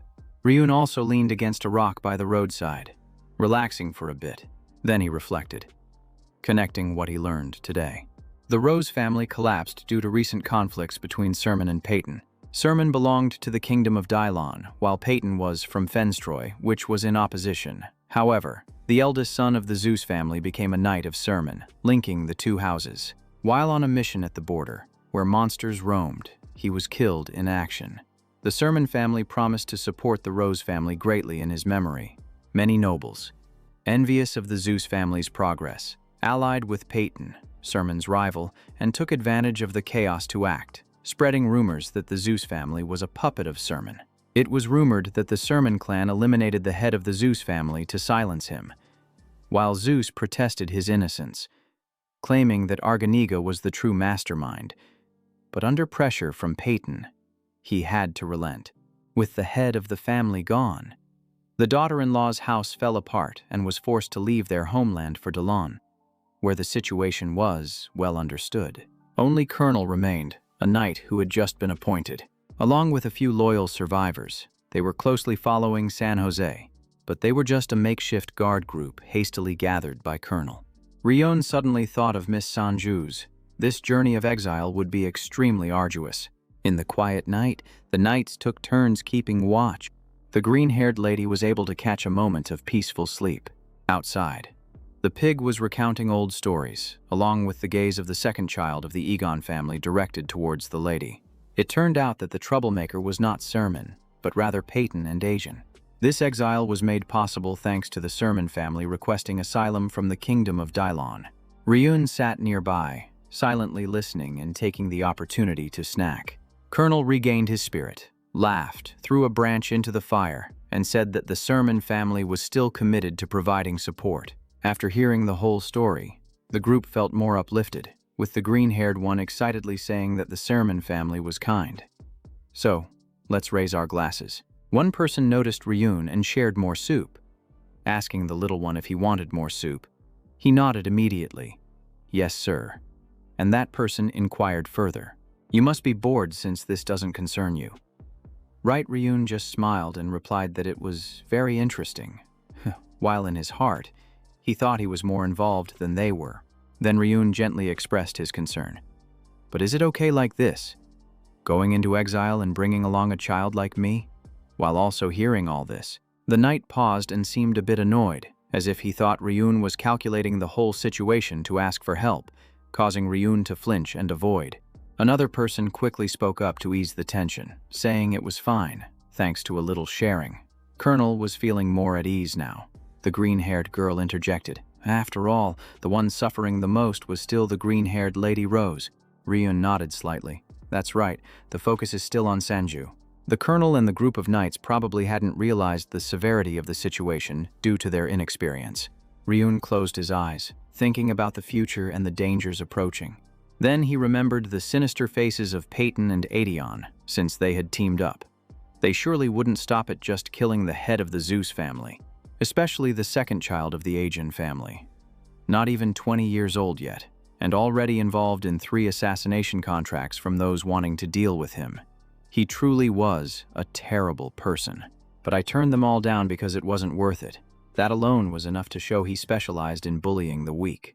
I've heard that he is always on guard, making it very difficult to take action against him. Ryun shuddered at the thought of what would happen if such a person targeted a young lady. This was no time to sit around leisurely in the camp anymore. Suddenly, Ryun sensed a figure lurking on the distant cliff. He rushed to check another position for a clearer view.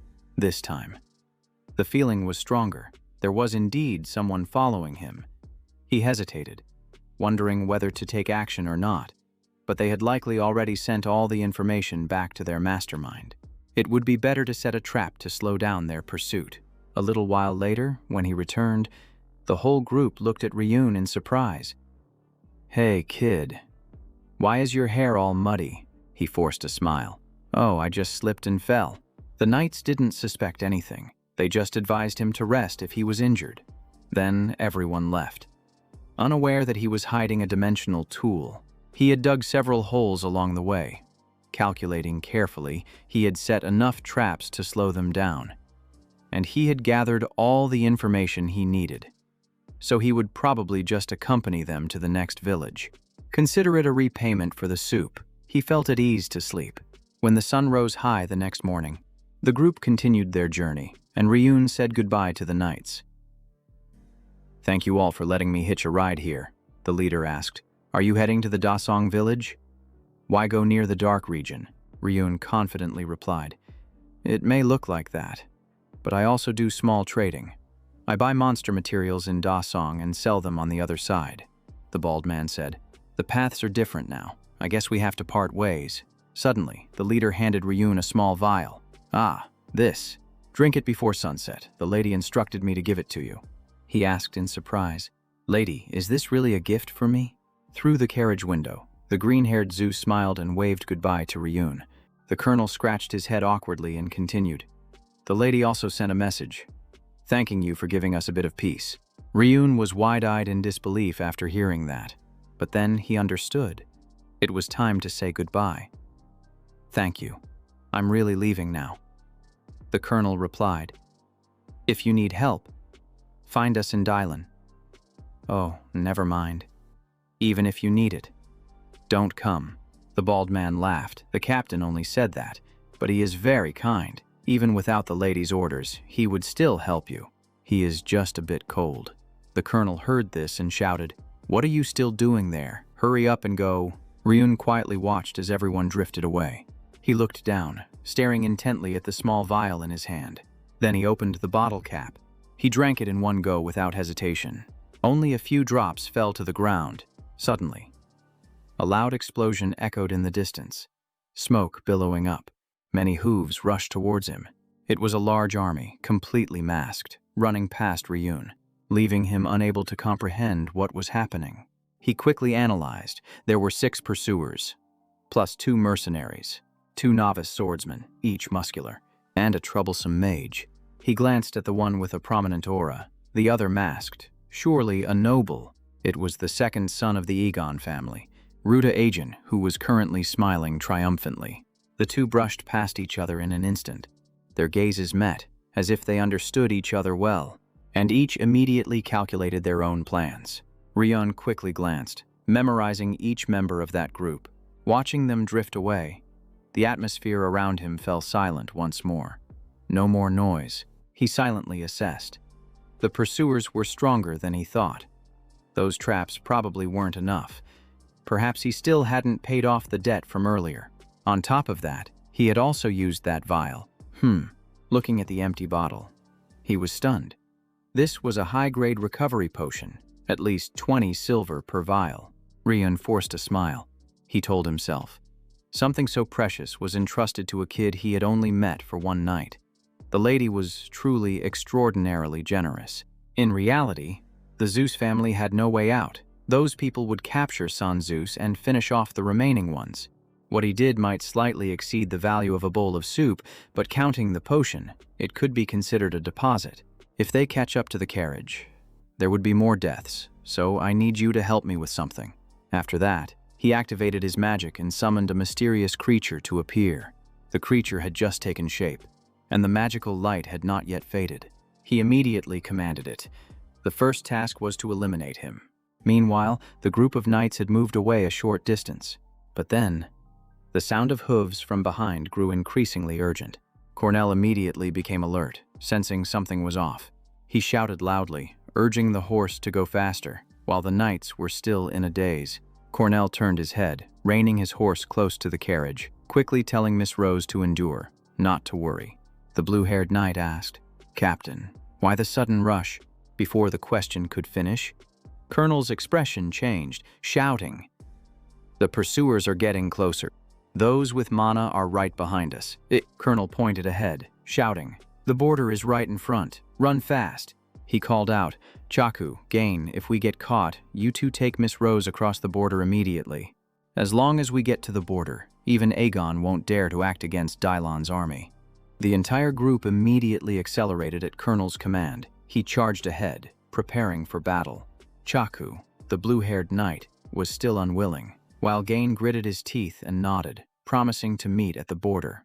Colonel lightly tightened his face, then sighed softly. Then he turned his head, pushing aside his fear, ready for a decisive battle. "I am the knight Zeus. The Aegons are not worth fearing." The scene changed. The pursuing group from Aegon was still racing ahead. Ruta suddenly halted, his eyes flashing. A sword swept across the ground, blocking the way. A decisive voice rang out. "Stop!" Colonel remained undaunted, shouting, "Who are you? Daring to chase after Rose's carriage, get lost. If you don't back down, I will behead each one of you." Ruta laughed in delight. The soldiers behind him showed no signs of fear. He smirked and asked back, "Behead, huh?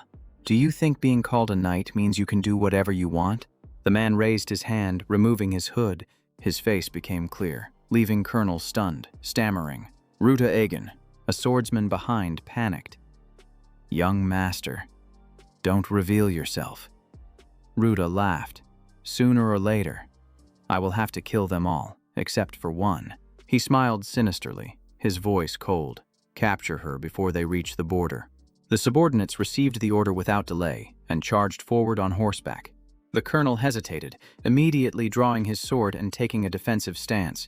It wouldn't be that easy, but as he swung his sword, the colonel felt as if he was striking at an illusion, the blade passing through the enemy without any force.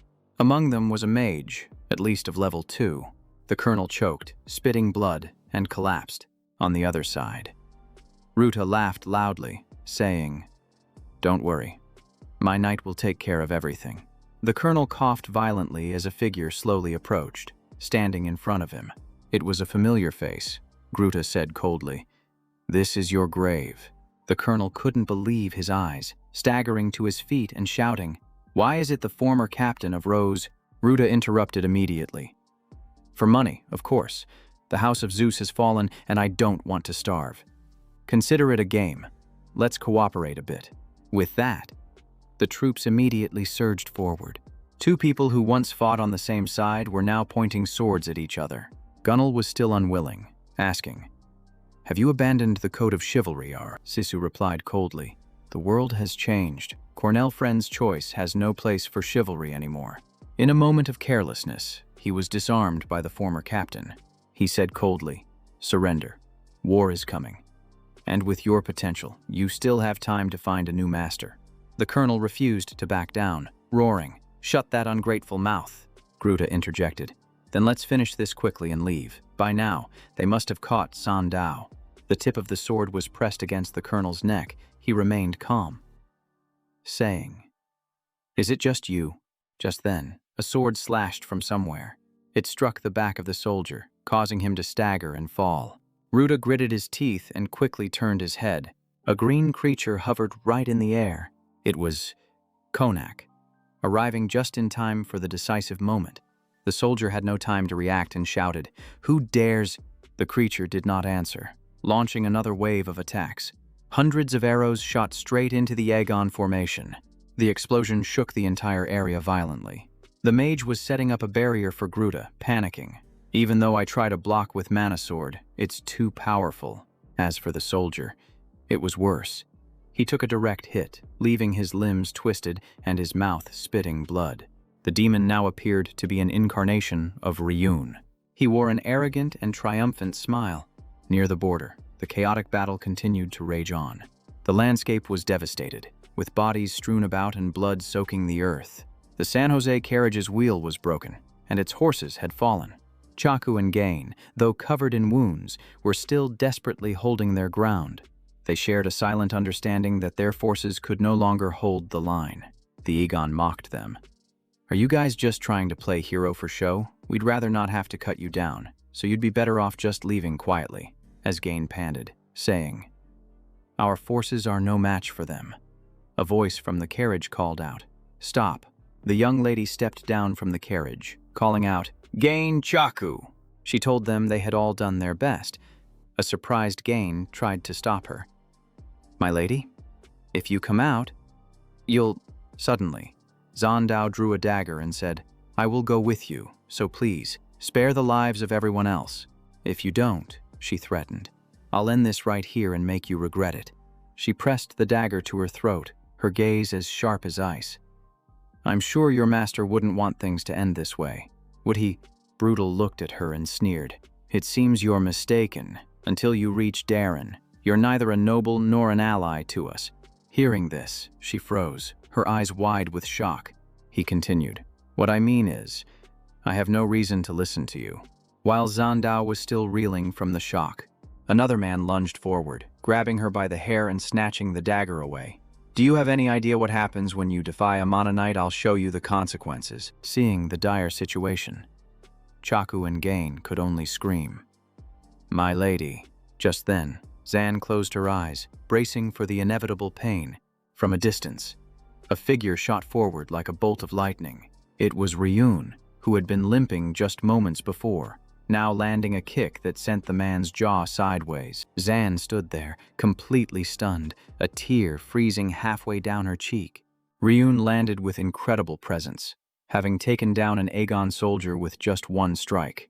Seeing this, Ruta rushed forward, his voice urgent. "You there." Ryun ignored him, glancing down at the man at his feet with a sneer. "I was planning to get paid for medical expenses, but beating up this kind of trash will leave me with plenty of change." He raised the dagger and glanced over at Zan. "Hey, since you already made a down payment with medicine and food, do you want to pay the rest to hire the assassin?"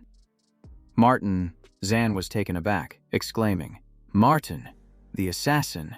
Ryun just smiled lightly, his expression relaxed, as if waiting for her to remember on her own. Bruta realized first and shouted, asking why he was helping the Zeus family. If it were Martin, he would be the direct heir of Asanma. At that moment, Zan suddenly understood. He belonged to the Stone Assassin organization. She immediately seized the opportunity, speaking quickly. "I will pay 30 gold. Ryun grinned wickedly. Quick reaction, but he replied directly, "That's too little. 30 gold is only enough to kill that night." Zan was stunned. Ryun continued, wanting to deal with the former captain of the Zeus family right away. Plus a level 3 mage, this amount is far too low. Bruta's face turned pale, sweating. He hissed, "You bastard." Rian coldly stated, "You'd better answer quickly. If the contract isn't settled, I won't stay." Zahn was in turmoil, remembering the one who had protected him. If this guy escapes, the exile plan would fall apart. There was no turning back now. She thought of the family flag, her hand tightening, if it meant saving the Rose family. Then, she trembled but resolutely made her decision. All of it. Biting her lip, she braced herself as if swearing to live or die. Then she shouted loudly, "Everything you want, please, I beg you." Ryun laughed joyfully, gripping his hood.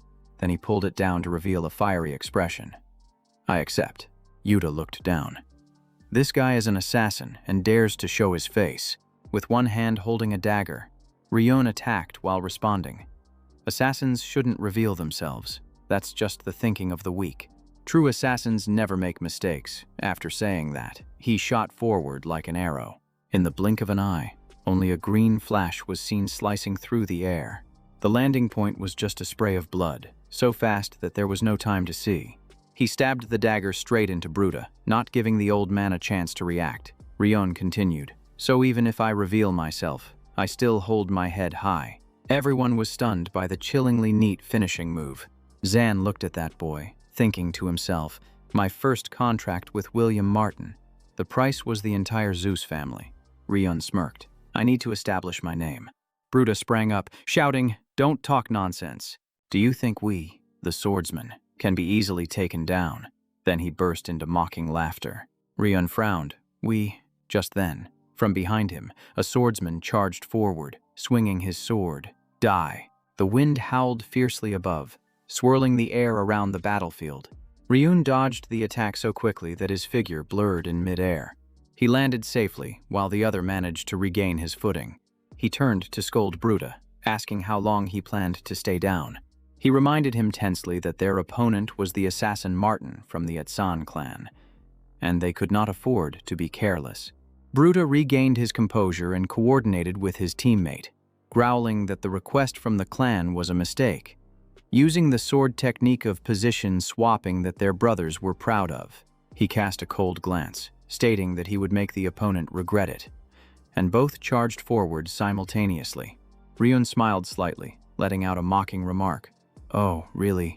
He activated his body, accelerated, and charged straight at the two in front of him. His kick was quick and decisive, completely disrupting their formation.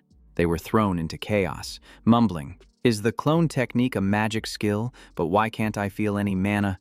The leader attempted to counterattack, shouting, "Aha!" But Bruta shouted to stop him, saying not to attack recklessly and to coordinate at the right moment. They couldn't distinguish the real body among the illusions. Ryun smirked, saying, "You're too late." He appeared right in front of Sermon, causing him to look around in confusion. Brutal headland. Is the clone technique a magic skill? He was filled with doubt, wondering why he couldn't sense the flow of mana. At that moment, Ryun had already glided behind him. Sermine panicked and swung his sword wildly, forcing Ryun to momentarily retreat. Bruta shouted, "Stop attacking recklessly and coordinate the counterattacks." Ryun slid in front of Bruta and softly said, "It's too late because I've activated the skill to weaken your physical senses." A stream of green mana swept through his eyes and nose, causing Bruta to grit his teeth. "Is this a curse skill? Do you also possess the abilities of a soul master?" A sound erupted along with a choked cry amidst the swirling dust. In just a few exchanges, both had collapsed, unable to continue fighting. Ryun waved his hand, dust swirling in the wind, telling them to contain the pain of the wronged souls from the Zos clan. The sun gradually set, casting a golden glow across the mountainside. Their bodies were covered with red cloth and placed on horses. Heavy footsteps left long traces after the intense battle. Kenyu appeared, his body exhausted but still wearing a gentle smile. "Miss." Zan burst into tears of joy, asking if everyone was hurt. Hearing the call, Zan turned around. "Camille." She held his hand with deep emotion. "He really is okay." What a relief. Ryun just smiled lightly, his gaze unreadable. Kenyu looked over at Gazan and Chaku. "Are you both all right?" Too, Chaku was stunned. "Could it be that you defeated those pursuers?" Kenyu frowned and scolded. "Do I look that miserable?" Both of them panicked and waved their hands. "No, I meant..." He leaned to reveal Konak behind him. We received support from a mage. He was excited, killing the traitor and the mage, and capturing that Garuda too. Zan watched the scene and asked softly, "Could it all be thanks to—" Ryun lowered his eyes to the glowing formation beneath his hand. He raised his hand to activate it, and the formation burst into bright blue light. Konak vanished, while Gruta, losing his magical power, collapsed to the ground motionless. Kenyu turned to him and immediately recognized. "Huh. You are Leon. Right. Why are you here?" She chuckled lightly. "That kid claims to be Meitan's assassin." Hearing that, he was startled. Meitan. He sighed, recalling the scene of the mage collapsing. Indeed, it truly serves that mage right to be defeated so humiliatingly. Ruta, battered and bruised, paused upon hearing that and exclaimed, "Meitan." He joyfully pleaded, "If you spare me, I will pay back double the amount they promised. No, triple." Then he turned to Zan and grumbled, "You crafty green-haired one. But the rule of the stone rule is to only accept gold, not people." Right. Ryun felt annoyed listening to his rambling. His hand twitched slightly. Too noisy. A flash of a blade swept through, and Garuda was taken down in an instant. He barely let out a cry before helplessly falling down. Ryun brushed off the mana still clinging to his hand and looked at the two. "Just handing over the money. How dare you treat me like a lowly assassin?" He stepped in front of Zan and gestured. "Miss Green Hair. Do you remember what reward you promised Meitan never lets go of those who break their word?" Ryun emphasized with a slight threatening gesture. "Surely you understand how an assassin operates by now." "Right." She trembled from the aura he exuded. "Of course." But Ryun suddenly changed his mind. "Oh, I won't ask for it right now. I understand the situation of the Zeus family, but—" Zan began to sweat as it trickled down her neck. Ryun smiled. "If you send a payment request of 30 gold to Meitan, I would appreciate the rest as a verbal agreement." She nodded immediately. "Oh, all right." Ryun turned away. Now it's time to stabilize his mind and continue the journey. This pile of corpses. Meitan will handle later. Just claim they were attacked by robbers, and that will be fine. Gazan and Chaku looked at him with grateful eyes after those words. Both smiled while Kenyu nodded, handling things quite neatly. He thought for a moment and then spoke. "Lion plus Ryun." Ryun heard his name and turned around. He snapped his fingers, and mana lifted his body into the air. Then he disappeared before their astonished eyes. Chaku exclaimed at the sight. "He vanished, didn't he?" Looking at the lingering mana, Kenyu whispered, "A Matan assassin. Huh." He waved his hand, softly saying that might not be the whole truth, and upon hearing that, Zan perked up. He analyzed. Lion claimed to be an assassin, but the Luandis he summoned was not an ordinary type. Kenyu recalled the creature and its compressed magical power. The explosion during that attack was indeed extremely powerful. He remembered Ryun's eyes, that being even knew how to respond, albeit briefly. The expression of interest and a hint of madness from that creature flashed in his mind. Kenyu continued. Moreover, he even reduced both the soldiers and the mages. His voice slowed, almost blending into the sound of the wind. Zan stepped back in fear as he recounted the story. Excitement gradually appeared on Kenyu's face. The one who could control undead of that level. A name shone in his mind. It must be the legendary soul summoner, Veda. That face was now just a skeleton, with thick mana pouring from its eyes and mouth like his mark or that of his apprentice.